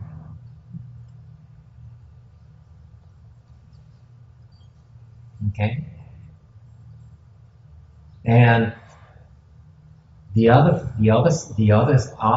side of the flip side of filiality, from what you said, is that spiritually speaking, when you leave home life, you cultivate, you're doing a much better job on this laundry list on a spiritual level for your parents.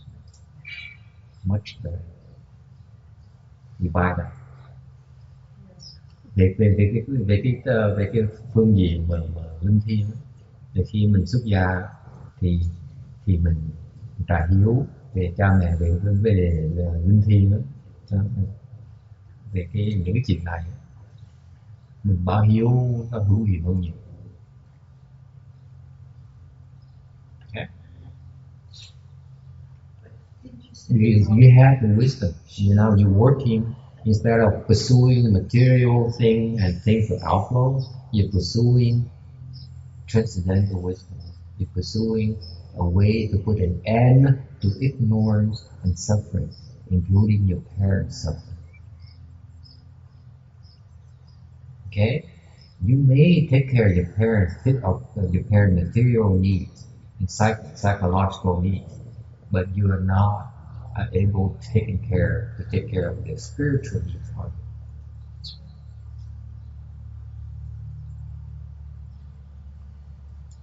Okay?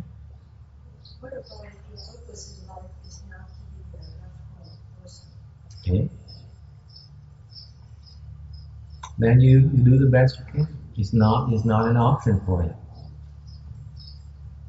Okay. Or let's say that your parents need financial support.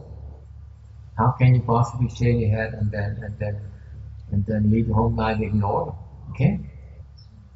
What's so filial about it? It's not. It's nonsense. Right? So it's always we need to have the balance.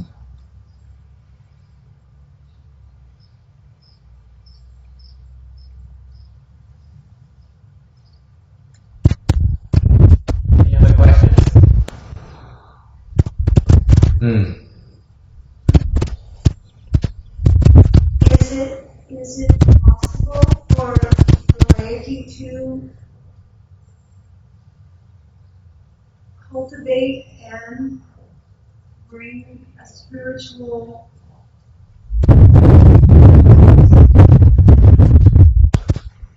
the parent? Absolutely.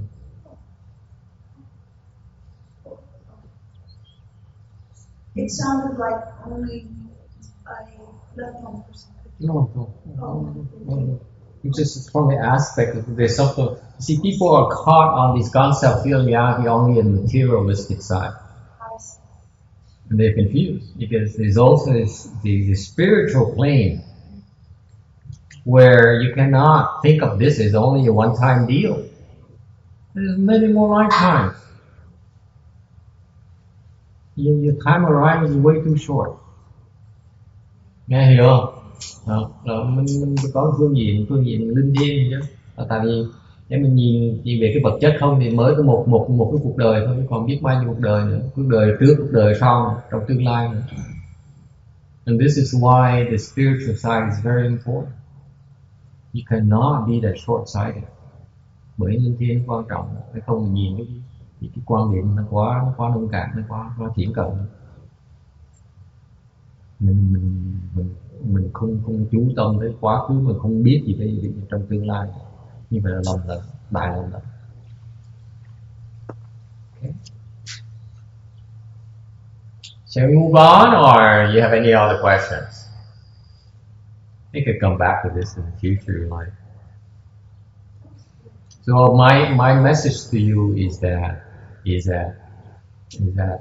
you cannot singularly focus on material things to repay your parents' kindness. If you are like that, you're way too short-sighted. Way too short-sighted. Okay? If you don't know about Mahayana, I don't blame you. Now you know about Mahayana, you know you need to understand, you have a broader perspective. Không biết tu thì nói gì, không biết tu thì biết thấy cái phương pháp tu rồi, không thể nào tiến cận được. Okay? For a reason. Okay?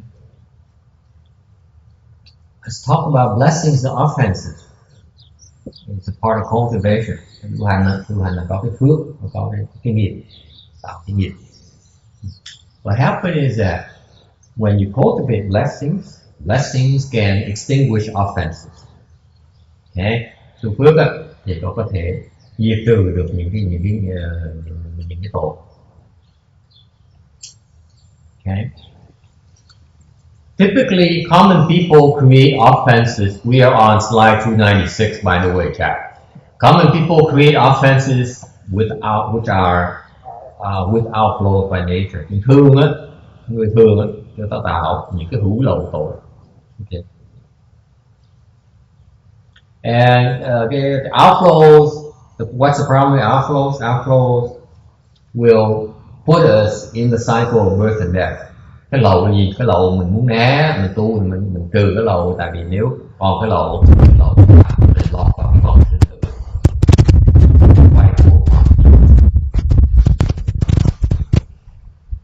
Không qua những người hết.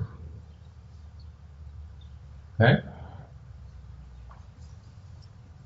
And common people, ordinary people usually create blessings with outflows. And the blessings and outflows cannot possibly eradicate offenses. Okay. Thì những cái loài người thường ta tạo cái loài hữu lậu phước, cái phước mà không hữu lậu. Thì những cái loại phước đó không có diệt trừ được những cái nghiệp, những cái tội. Chỉ có những cái loại phước mà không có ngoài vô lậu phước thì mới có thể trừ được mấy cái tội thôi. And that's why vì vậy cái quan trọng của tạo những cái phước vô lậu như vậy. This is the importance of creating blessings without outflows, because they can really help eradicate offenses.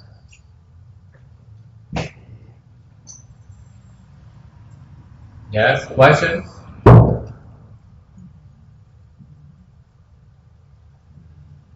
Can you define like example of no outflow and versus with outflows and what kind of blessings? Outflow định nghĩa hữu lậu với vô lậu.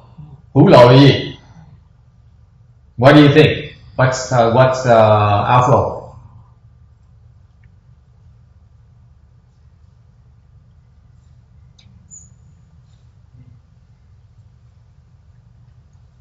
The six senses organ, like seeing stuff. Hữu lậu là gì? Breaking the precepts, killing, lying. Hữu lậu là gì nữa cô? Hậu là những cái phước gì hậu như vậy thấy giống như là người đó là giàu có sang trọng đẹp đẽ thông minh đó. Phước từ đó.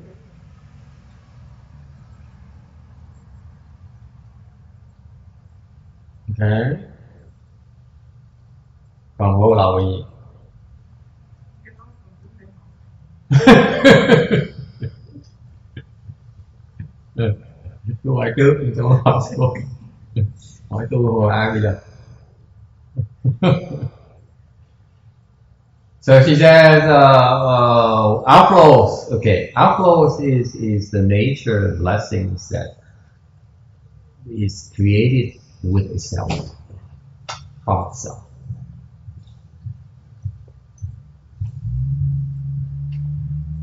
When you create blessings that originates from a self, the blessing you create is with outflows.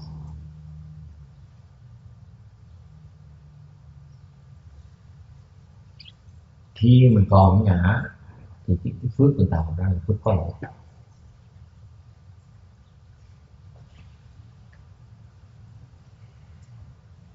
Okay? Well, that's pretty depressing. Thanks a lot. That's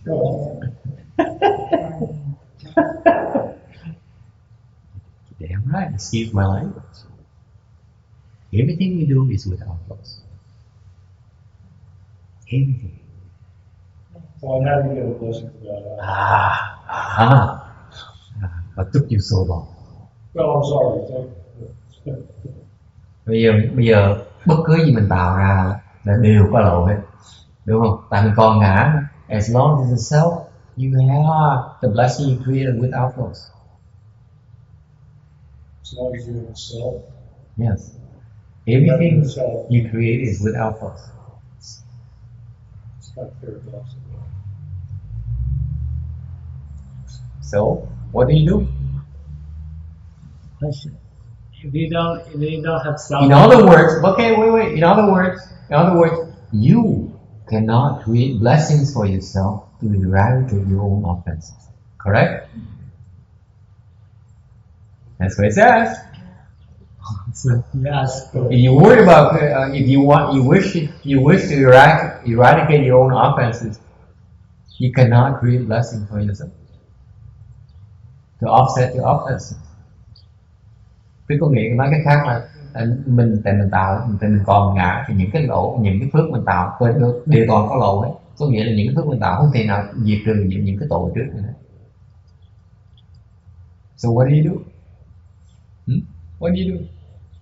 You use your blessings to cultivate, to transform the self over time to become wisdom, and then keep on working it back and forth. It takes too long. I'm not that patient. Ông nói gì mình tu đi mình chuyển mình ngã mình diệt ngã mình thành ra cái huệ, chuyển ngã thành huệ. Ông nói chậm thôi. What do you do? When you create Shucks. That's it. This is what makes us not parasite society, folks.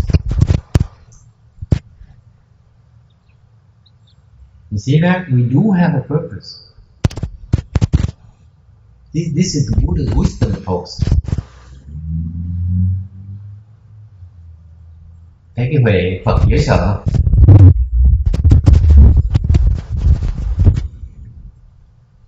Whatever he tells you about the problem, he has an answer already. You just are not asking the right questions. Những cái Phật diễn tả những cái khó khăn mà trở ngại mà tôi là Phật có giải quyết hết. Cái vấn đề mình tại mình không biết hỏi đâu. Yeah. So what happened is that since you cannot create blessings without outflows, then you turn to someone else who can. That's all. It's that simple. Nếu mình tạo những cái phước mà không thể tạo những phước vô lậu được thì mình nhờ những người thể tạo những phước vô lậu mình tạo thôi cho mình thôi. Bởi vì Phật mới tạo ra cái tam bảo như vậy. Phải trồng phước với tam bảo và trồng phước vô lậu. You see how genius it is, the simplicity of the answer.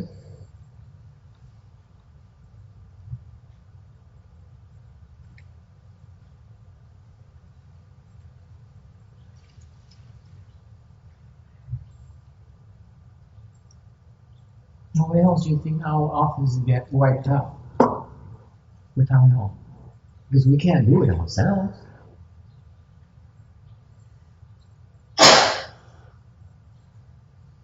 That's why the transference of merit and virtue at the end. That's where it comes from. Blessings without outflow. There it is right there. Yeah. Without that, there's always outflows. Yeah. That's why it's given away. We execute so that yes, we're still giving away with the self right now. We still giving because we give away because we told to do so and we think we get more benefit for ourselves doing that. It's the Dharma behind it. But by doing that, is the starting point of reaching the point where you can create blessings without outflows for yourself.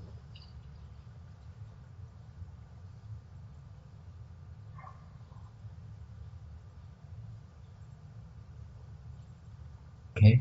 And meanwhile, while you still are creating blessings and outflows, when you're in the Dharma assembly here, okay, the beings who may have ended the self already. You see the superior of the Dharma of the Dharma assembly methodology. Quý vị thấy cái pháp đại chúng nó cao siêu dễ sợ. Quý vị tu thiền ở nhà một ngày một mình thôi, ở nhà tu thì cái phước quý vị tạo chỉ là phước có lầu thôi.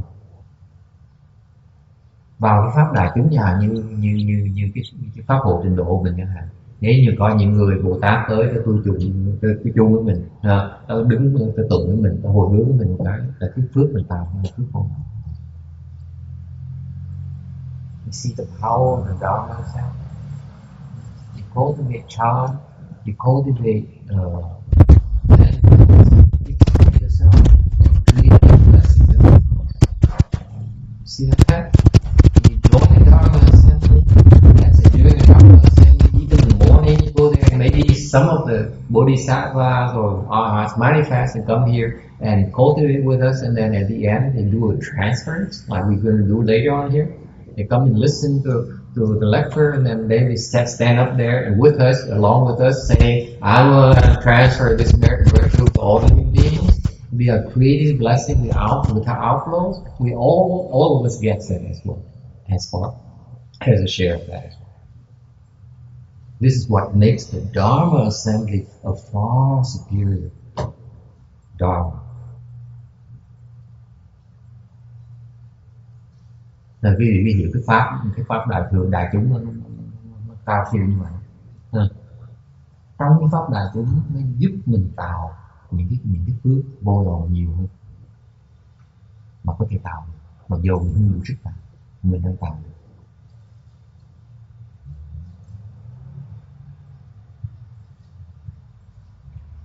See how critically important. Look about the people. How about the people who are helping us cultivate? Their blessings are equally are just the same kind without our flaws.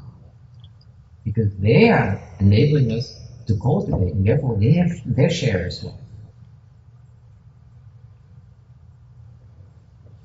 There's a ripple effect all around us. Dharma protectors get benefit as well. Okay? Question? Yeah. Thầy nói là khi mà mình hành lễ ra những cái nội chúng như cái pháp hội thì cái pháp này mình có tạo phước vô lậu. Cho tôi xin hỏi là con thấy trên nước Mỹ thì nhiều chùa và mỗi chùa thì có một vị tu sĩ thì các vị đó mỗi ngày cũng hành trì những cái pháp trước tam bảo, vậy là có tạo phước vô lậu. Tùy trình độ. Chứ cô tới Tây La Tự tôi cam đoan với cô là toàn phước đủ lộ không. Tại pháp học lưu khác.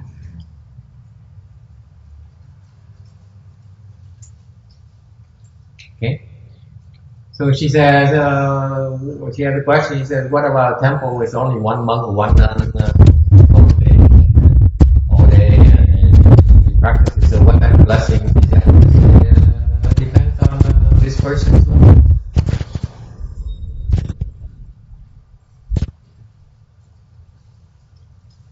Okay.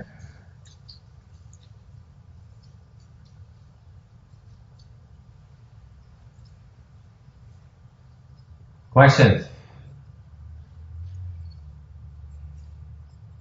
Now you know it's such a big deal. The Dharma assembly is such a big deal.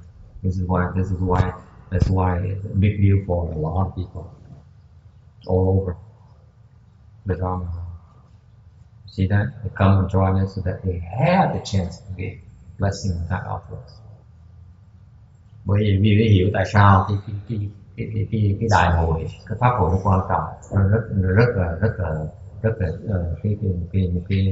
một cái cơ hội rất là lớn lao cho chúng sanh, tại tất cả pháp giới ta nghe biết được tới pháp hội, đúng pháp hội là nó tạo được phước đại phước từ xa từ tới như thế, vì họ chưa đủ sức tạo phước vô lậu, hoặc là phước vô lậu họ tạo không dở. Okay. Question.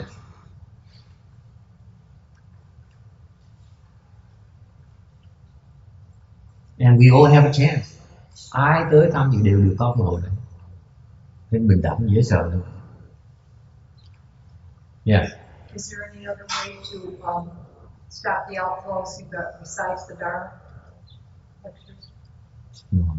No other besides Buddha Dharma. Only the Maya, the Buddha Dharma is the only way of practice that can end outflows.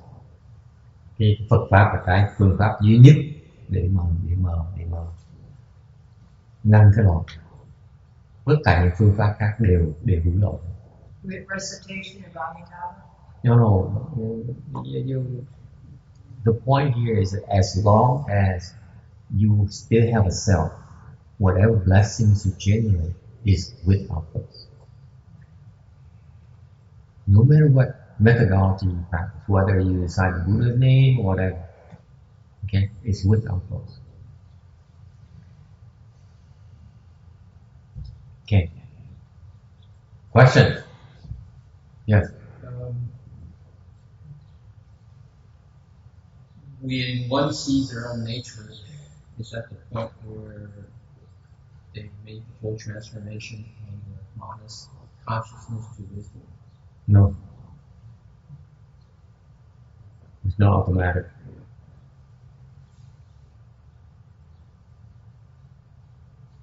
Seeing nature is only a starting point. That's a good question, Mike. It's a very obscure point. This is not explained. Hỏi là khi mình kiến tánh rồi tự động mình thành mình phát huệ, nó không có tự động. Cái đó là cái phần kinh điển mấy người mấy thầy cũng dạy không có rõ.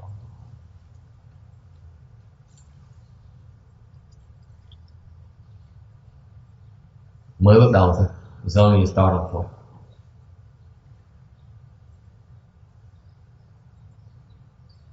Okay. Any other questions?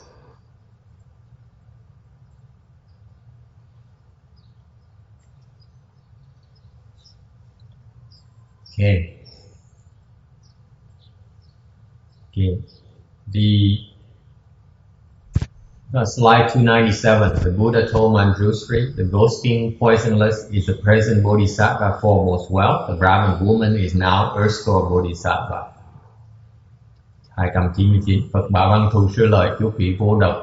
Lúc ấy là Bồ Tát, tài thủ ngày nay, còn nữ Bà La Môn thì chính là Địa Tạng Bồ Tát.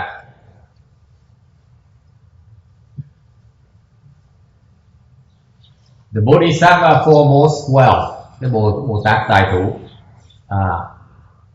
This is his story. Cái người Bồ Tát này, cái chuyện người Bồ Tát này như vậy. After Shakyamuni Buddha's Nirvana, entered Nirvana, there's a prince called Gold Banner. Sau khi ngài Thích Ca Mâu Ni nhập diệt thì có một cái tài tử, người hoàng tử tên là Kim Tràng. He's very arrogant and full of deviant views. Rất là ngạo, có tà kiến, đầy tà kiến. He did not believe in the Buddha Dharma, không tin Phật pháp. There's a bhikshu who told the monk that, who met with the monk and told the monk that inside the temple is an image of the Buddha that was very adorned and should come in and take a look. Thì người tỳ kheo này mới nói với người hoàng tử đó là trong chùa đó có một cái hình, một cái tượng Phật rất là đẹp, nên vào đó, hoàng tử nên vào đó để mà thấy, mà nhìn. So the prince did, and when looking at that, he found that the image was so beautiful, and he said the Buddha must be quite some size himself in person. Thì hoàng tử nhìn cái tường không mà nói là cái tường sao mà đẹp, sao mà trang nghiêm. Nếu mà Phật còn sống chắc là càng trang nghiêm hơn.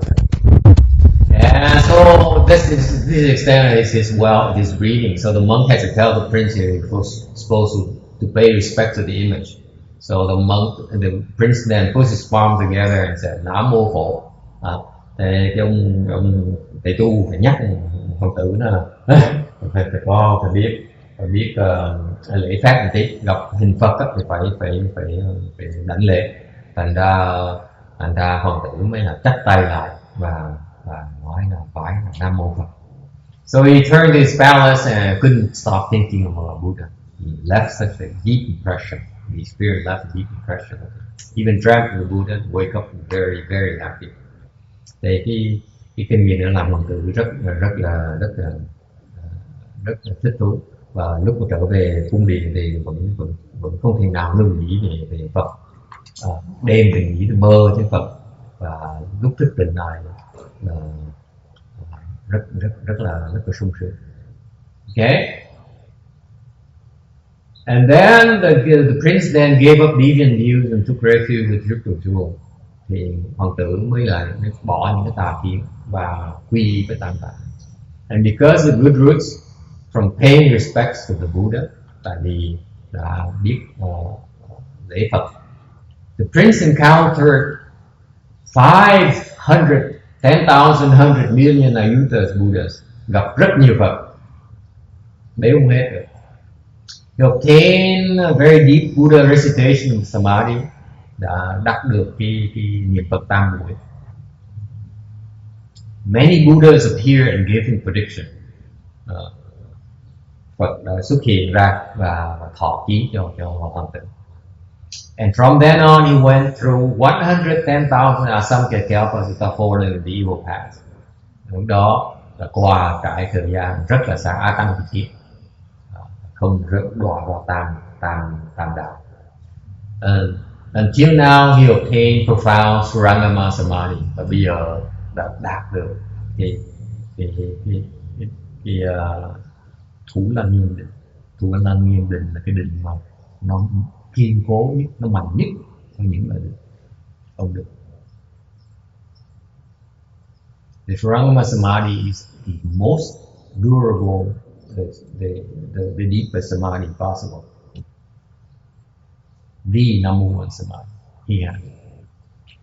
All from the act of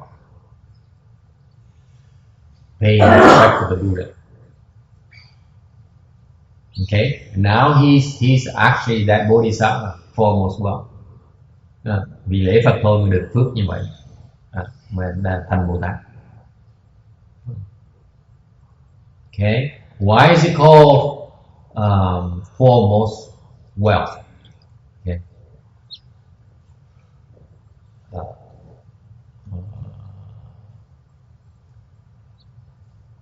Okay. Because in the Buddha Dharma, okay, we measure wealth. There are 7 kinds of wealth. Về trong Phật pháp có 7 cái loại cái loại của báu. Okay. The first one is faith. Đầu tiên hết là tín, cái lòng tin. And then comes morality. Sau đó là được giới, cái của cải của quý, cái nhì là cái giới. Because from you cannot have morality without proper faith. Mình chỉ được đắc giới khi nào mình đủ cái lòng tin thôi. Nó ngược lại, nếu lòng tin cái vị chưa đủ thì cái vị tu giới không được. Cái vị phải phá giới.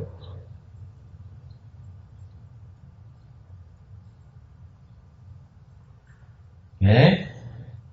See the secret behind the teaching here. It says you want to keep precepts, you have to have proper faith. It's not about money.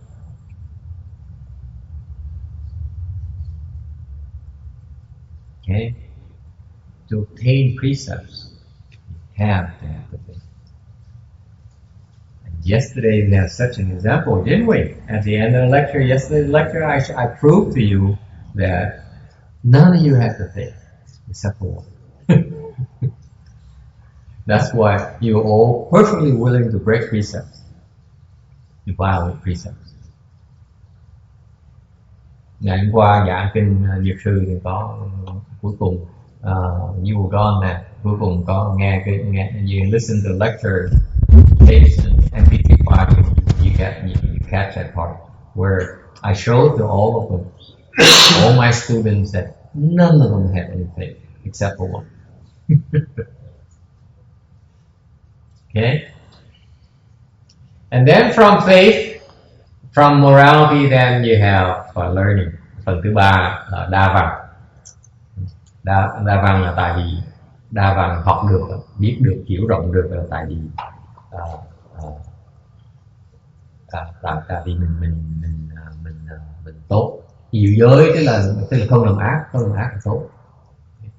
So what does goodness have to do with morality? Morality is goodness. You keep yourself, you are a moral person, then you are goodness.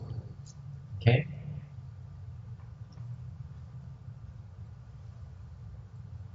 And number 4, the fourth aspect is giving or renunciation. Cái thứ tư là xả. And you cannot have renunciation without learning. Không xả được nếu mình không có hiểu, không có biết.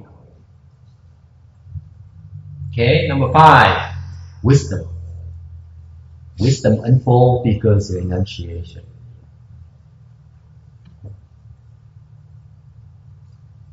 Okay, tại mình xả được, mình bỏ được, mình mới mở được cái này.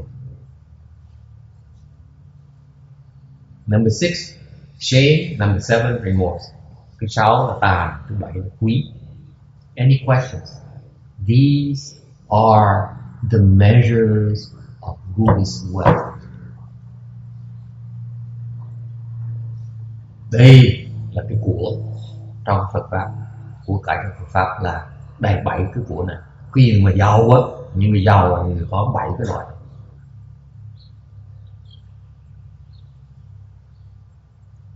Okay? Questions? Thắc mắc gì không? Yes. The number 6 and the number 7 are often not very clearly defined. 6, 7 nhiều khi nó không có. Okay. Good question. cái tàm quý nó hơi mơ hồ một tí. Chứ cô tàm thì quý lên. Hổ thẹn. Rồi sao phải chia hai làm gì? Hổ thẹn là một. Tại sao mình phải chia hai? Tại sao nó là 6 mà tàm là một cái của báo, quý là của báo khác nữa? Ta phải chia hai. Tại sao nó tàm, tại sao nó hổ thẹn? Gom lại một cho nó khỏe. Ta phải chia nó rõ ràng như vậy. Okay.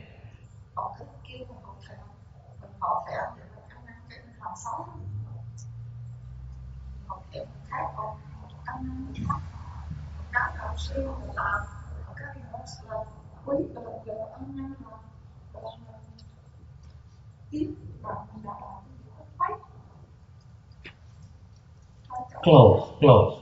Ý là gì thưa thầy? Tức là biết tàn là biết hổ thẹn, quý là biết ăn năn. Biên ra. Bác nói như vậy như được chưa đúng, gần đúng. Oh, close. Okay. Anyone else? What's the difference? What's shame and remorse? Yes. Let's say shame is a result of doing something wrong, where makes you ponder what you did. Remorse helps you resolve better. Close. Okay. You're doing well when it comes to definition of languages. But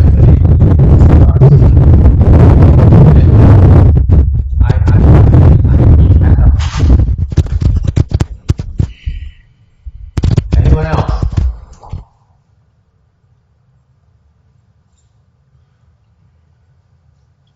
There is a sequence here, folks. Có cái thứ tự trong nó có ý nghĩa, rất có ý nghĩa. Muốn tu á, đầu tiên ấy, cái của cải đầu tiên quan trọng nhất của mình là phải lòng tin. Okay, the first, the foremost important asset you have with cultivation is the faith. You cannot fake it. You can't put on, a monk's robe and sit here and pretend to be a faithful and sincere monk. It doesn't work. I can't fake it. No one can. Okay? So far so good? Without the faith, you cannot keep precepts. Without precepts, you cannot have real learning. It doesn't stick. It doesn't register. Okay? And without learning, then you don't have enough knowledge to be able to give up your attachments. You see that? See a hierarchy? Mình không có giới, không giữ được giới, mình không thể nào đa văn, không thể học hỏi được. Học hỏi đâu phải đi học ở trường học hay nào không? Okay? Mà không có đa văn thì không thể nào xả được. Không đa văn có nghĩa là không hiểu được thì muốn cách nào mình bỏ được những cái chấp trước mình. Mình hiểu thì mình bỏ được. Mình biết cái gì là tốt xấu thì mình bỏ.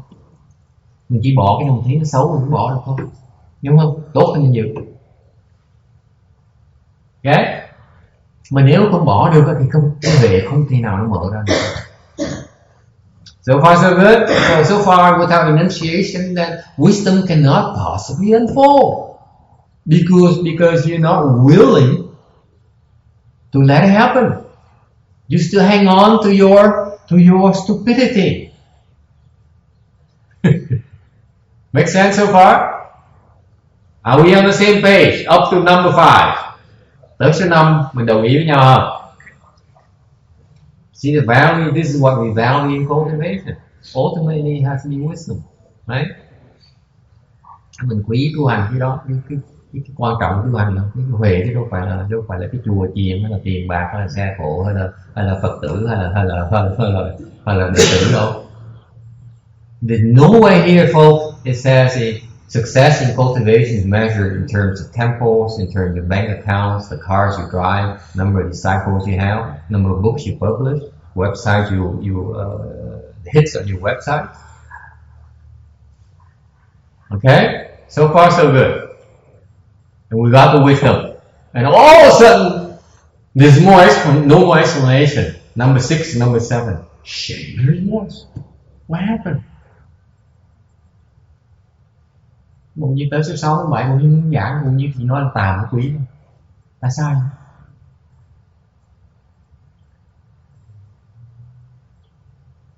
Hả? Why is it an asset? Tại sao cái này là cái đồ có giá trị? Why?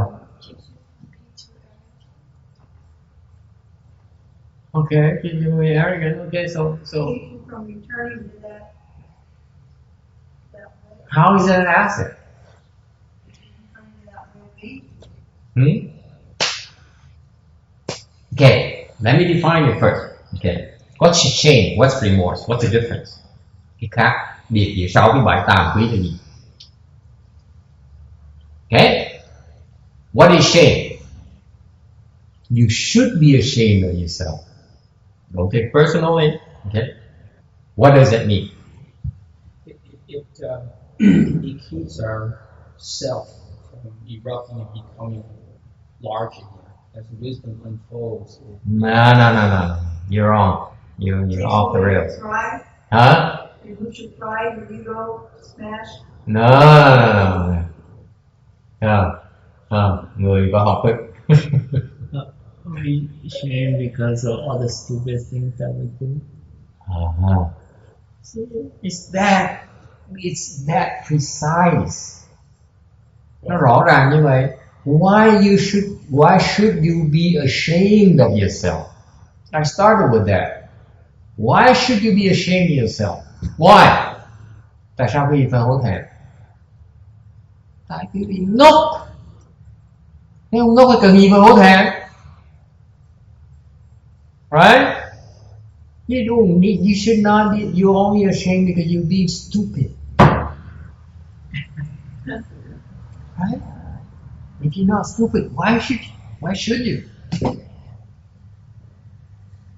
You're doing something wrong. Mình chỉ hổ thẹn cái nào mình làm trật mình mới hổ thẹn thôi. Còn nếu mà trúng tội mình hổ thẹn. Trúng và cái gì? If you're right, you should be arrogant. Well, sort of. Right? So that's shame. Agree so far. Why is it an asset? This is subtlety that I want you to pay attention. That's why I didn't explain this. Number 6, number 7. See anyone catches it. Tôi nghĩ là nó làm sao trí tuệ thì có trí tuệ soi sáng này. Lúc đó là cái tuệ soi thấy biết là đúng sai. Mà tại sao cái đó là cái của quý? Tại sao biết hổ thẹn là một cái đáng có giá trị? Why is it an asset to you? Nếu không biết thì sẽ làm sai. Làm sai sao? Sai. Ai không làm sai? Tôi làm sai, cô làm sai. Nếu làm sai lặp đi lặp lại thì trở thành vô minh. Close. Okay. Yes. So is an asset because you see your mistake. Yes. Why is it an asset? Because it keeps us humble, keeps us working. No. Why is it an asset? Bác chỉ biết tại sao cái này là cái của quý, tại sao cái hổ thẹn là cái đồ có giá trị, rất quý báu. Tại sao? Why? Getting close. Yes. Who else? Come on. Yes. It's not mistake and it's improve the problem of the line. No cigar. Okay. Yes. What is wrong in this way? Okay, getting close, but not the iron. That's not what I'm looking for. Yes. Who else? Come on. Quickly. Come on, folks. Anyone?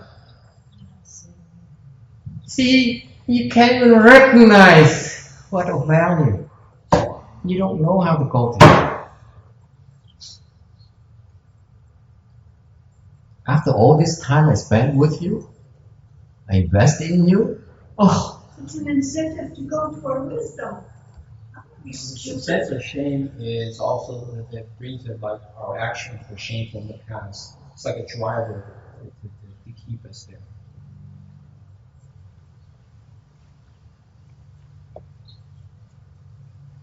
This is what keeps me awake at night, because I said, if I disappear from the horizon tomorrow, and they cultivate up to number 5, and they wouldn't know how to progress any further. So that's what I said. Today I had to get up, put on my garment robe, and then drive to Rosemead and talk Dharma to them, because they still do not understand shame and remorse yet. Well, you're right. We need you, Master. Just drag us along, we'll listen. See, it is so intellectual an experience for you. Cái gì coi cái này giống như cái đời gọi là kiến thức mình nghe mình bàn qua làm lại thôi. But this is very real. We're talking about asset here, folks. This is something concrete, something of value that you have or you don't. But what is that important? It's not intellectual concept. Đấy không phải chuyện mình nói chuyện trí thức với nhau, nói chuyện là chuyện thực tế lắm. Cái này là cái của mình, của quý của mình. Okay? Why is shame an asset to you? Is it a wheel that takes us back to faith? Because at 5, so far at 5, ở số 5 cái về có trí huệ có nghĩa là gì? Mình biết sai biết trái. So far so good. Okay. Having wisdom means you can tell right from wrong. Right? That's what wisdom is about. Then why do you need shame? Shame is the realization that even though you know it's wrong, you still make a mistake. I repeat that for you. Even though you have the wisdom, even though you know it's wrong, you still make a mistake. That's shame. Therefore, you should be ashamed. Mặc dù mình có trí huệ, mình biết trái, biết phải, biết đúng, biết sai, nhưng thì mình vẫn làm trật như thế. Vì vậy mình mới hổ thẹn. Nếu mình không biết trật, đúng với sai, thì mình hổ thẹn lắm. Mình đã có trí huệ rồi mới hổ thẹn. You see the beauty of this is, now you call yourself a person with wisdom, and yet you still make a mistake. So far so good. See the subtlety here, the subtle teaching here. You have wisdom already, and yet you still fail. You still err. Therefore, you should be ashamed of yourself. See the logic behind it. Okay? That's the definition of shame. Then why is it an asset? I still haven't answered why it's an asset. Nên như vậy tôi mới nhận nghĩ quý vị tại sao mình cái hổ thẹn là chuyện quan trọng thôi, là mình cần hổ thẹn thôi. Để chưa vẫn giải nghĩ quý vị tại sao hổ thẹn là cái tàm là một cái của cải của quý của mình. Why is it?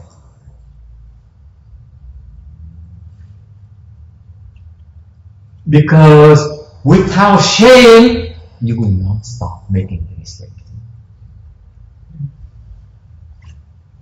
Và nếu không biết cái tàm, biết cái hổ thẹn đó, thì mình sẽ tiếp tục làm vậy.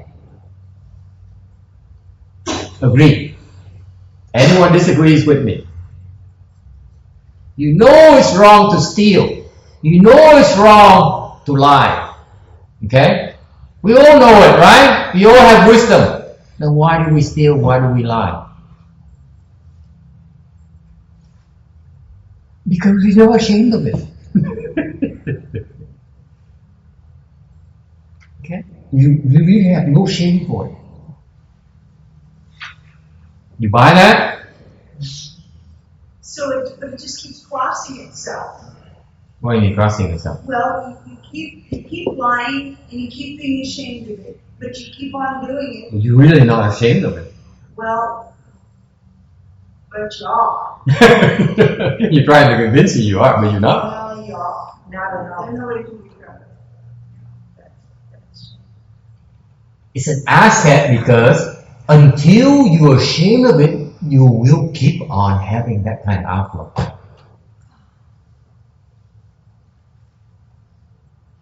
So all your cultivation keeps on flowing out like crazy. You cannot keep whatever you have. You're being stolen. You have leaky vessel. You cannot keep whatever you have of value inside. That's why it's an asset. Because you can stop your losses.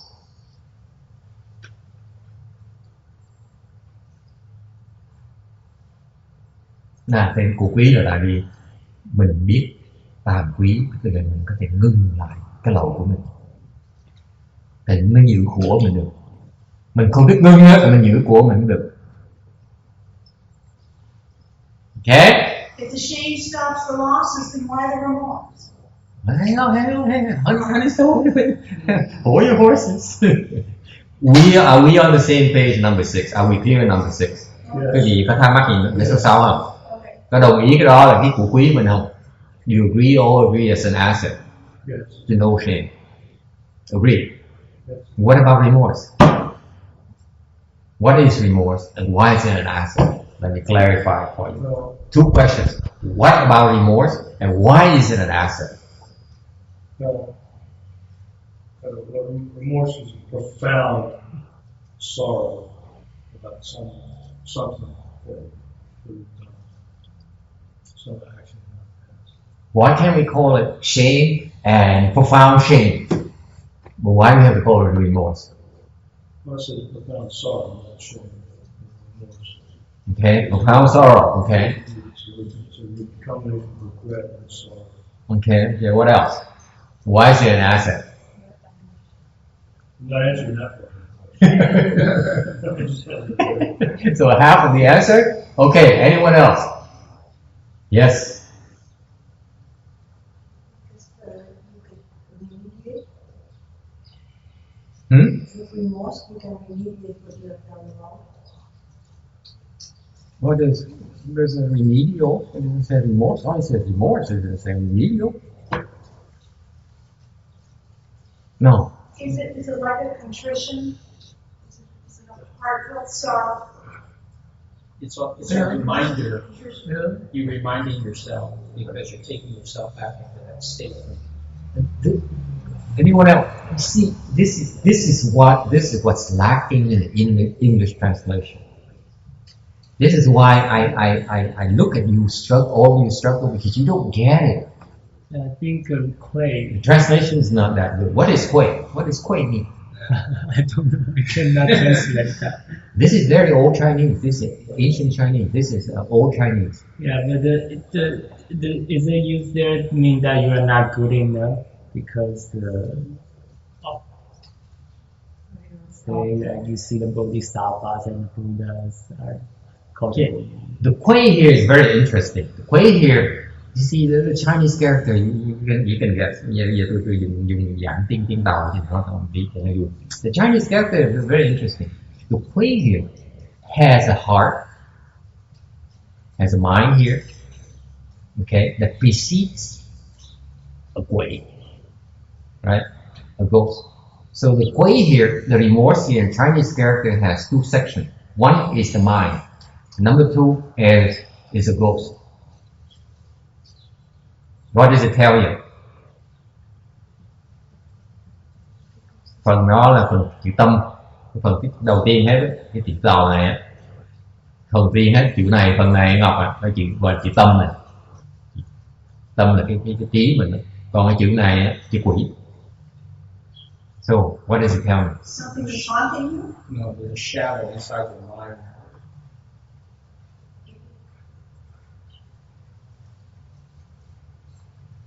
Yes. Huh? 84,000 Dharma doors. No.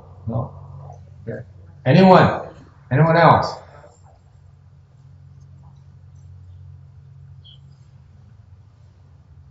Whose mind is this? Huh? Ghosts. Tâm là tâm gì? Huh? It's a beauty of language. You like miss so much. I feel so bad for you. Buddha Dharma is so beautiful. Whose mind is this? Huh? Is it yours or mine? Yours, not mine. Yours. Hers. Hers. His. It's my mind.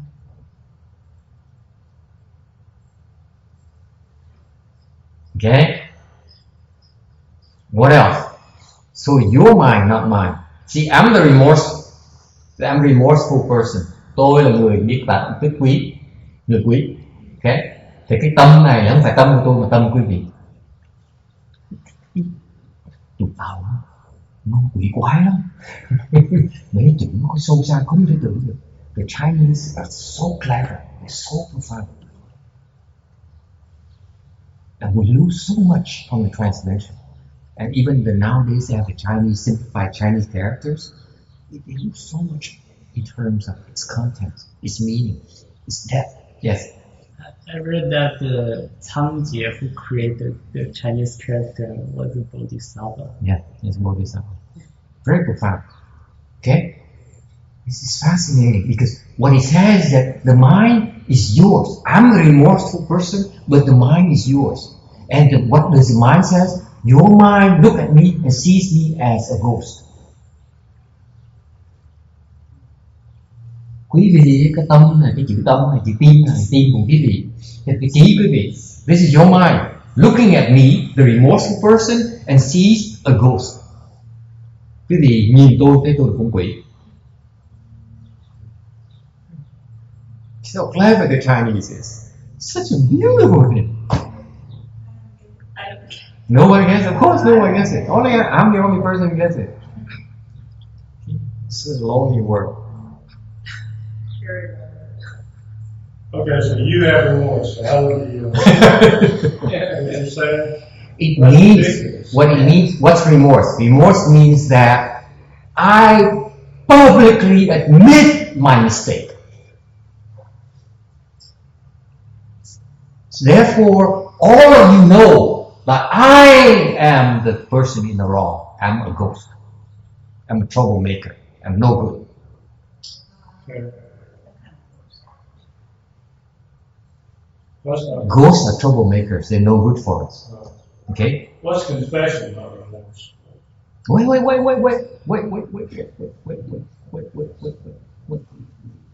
That's a confession.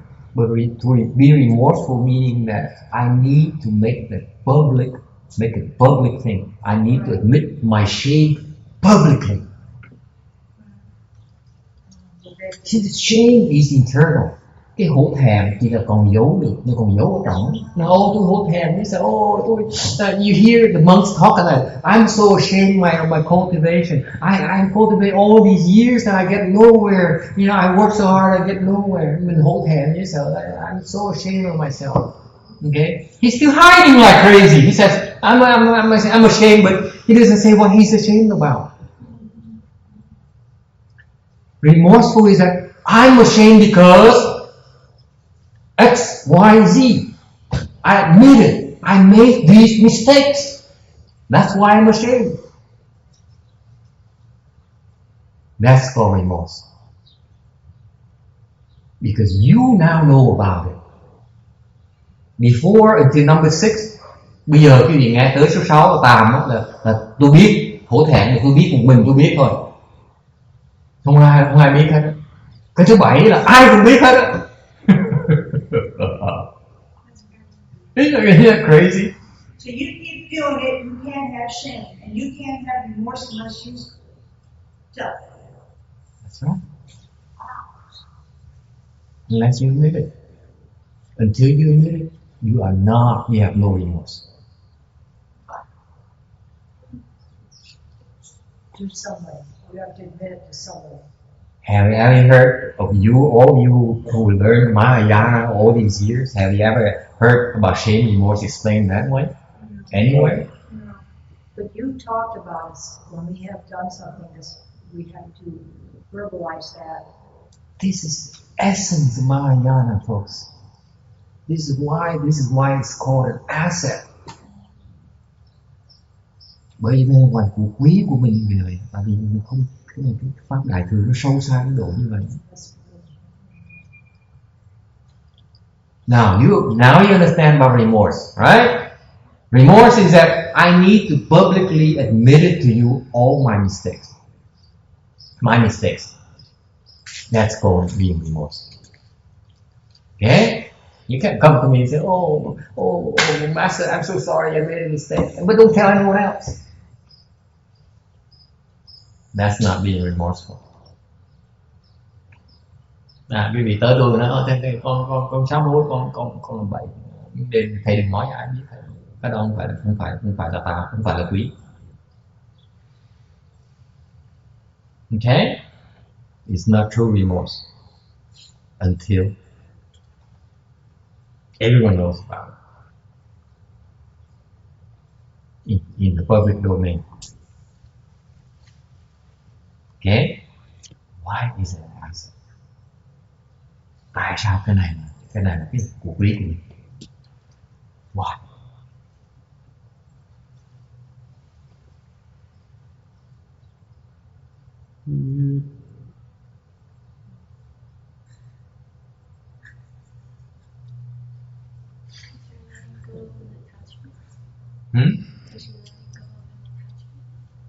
Why is it an asset? Why is it useful? Why is it of value? Yes. It's a good deterrent. It has value. It is concrete value. Why is it value? Because you might want to set yourself. Con niệm chữ quý này thì nói là mọi người đều thấy mình thì con cho là mọi người tấm gương luôn phản chiếu cái mình thì luôn cho mọi người tấm gương.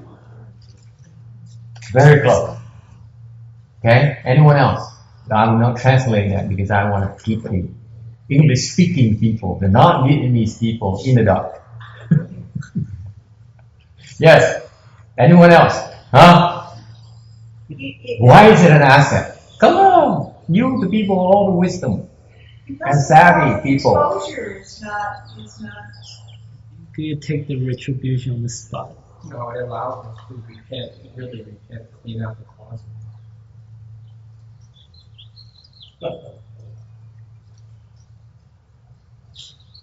It's an asset because now everyone is scrutinizing you. You cannot hide anymore.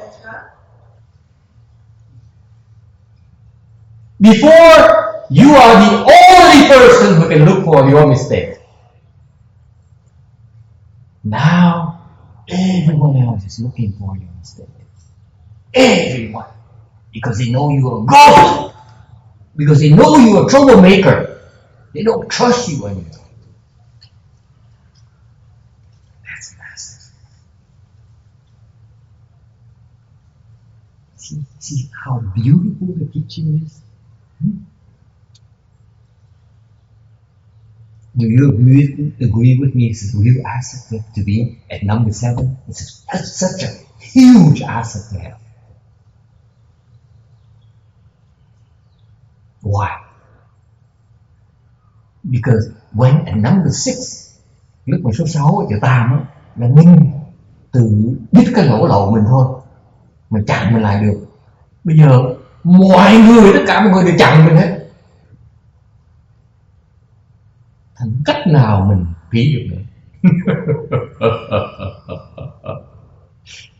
Number 6, only I know and looking for a way to stop my outflows. Number 7, all of you are looking and trying to stop my outflows. So you make everybody your good knowing advisor. Huge asset.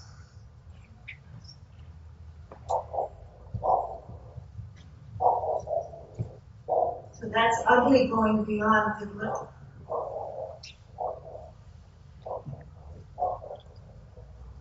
Isn't that fascinating? Huh? So, any other questions? Ai thắc mắc gì nữa không?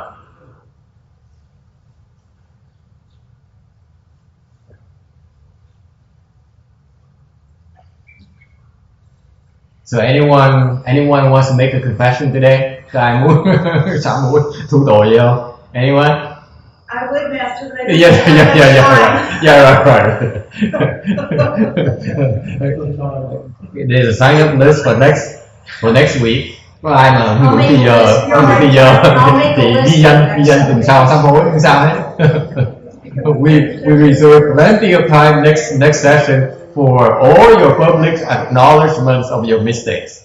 Now you sound like you're going to the confessional of the Catholic Church. And there's a typo in the next line. What is it?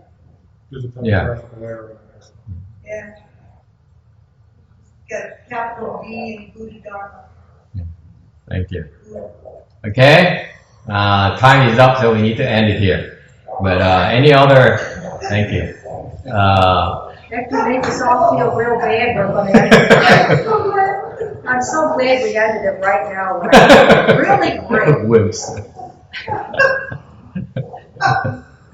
So anyway, finally, this is why this bodhisattva, this is why in Mahayana faith is formed, because without faith you have no chance. Trong pháp đại thừa mình là cái tâm tín cái quan trọng nhất. Không có tín không cách nào có của cải.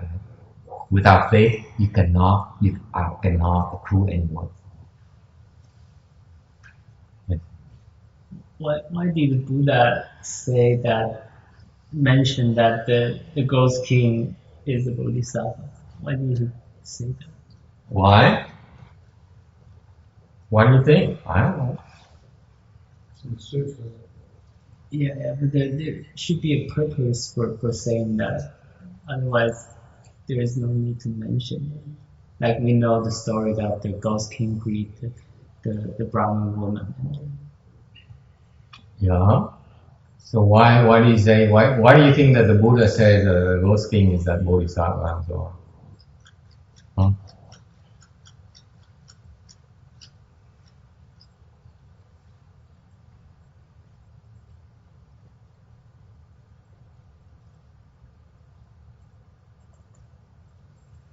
Why?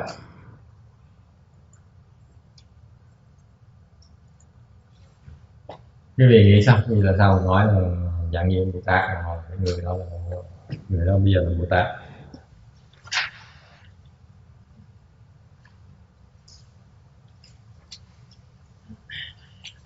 It's just that now through his cultivation now before he was a ghost king, but now he's a bodhisattva. He's progressing his cultivation.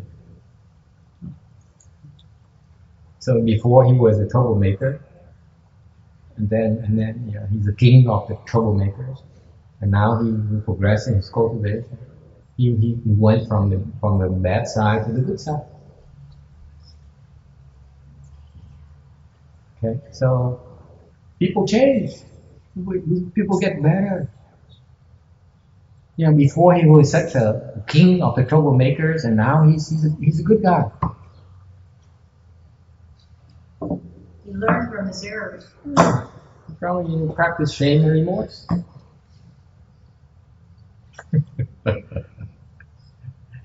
Okay. Any other questions? Okay, transfers.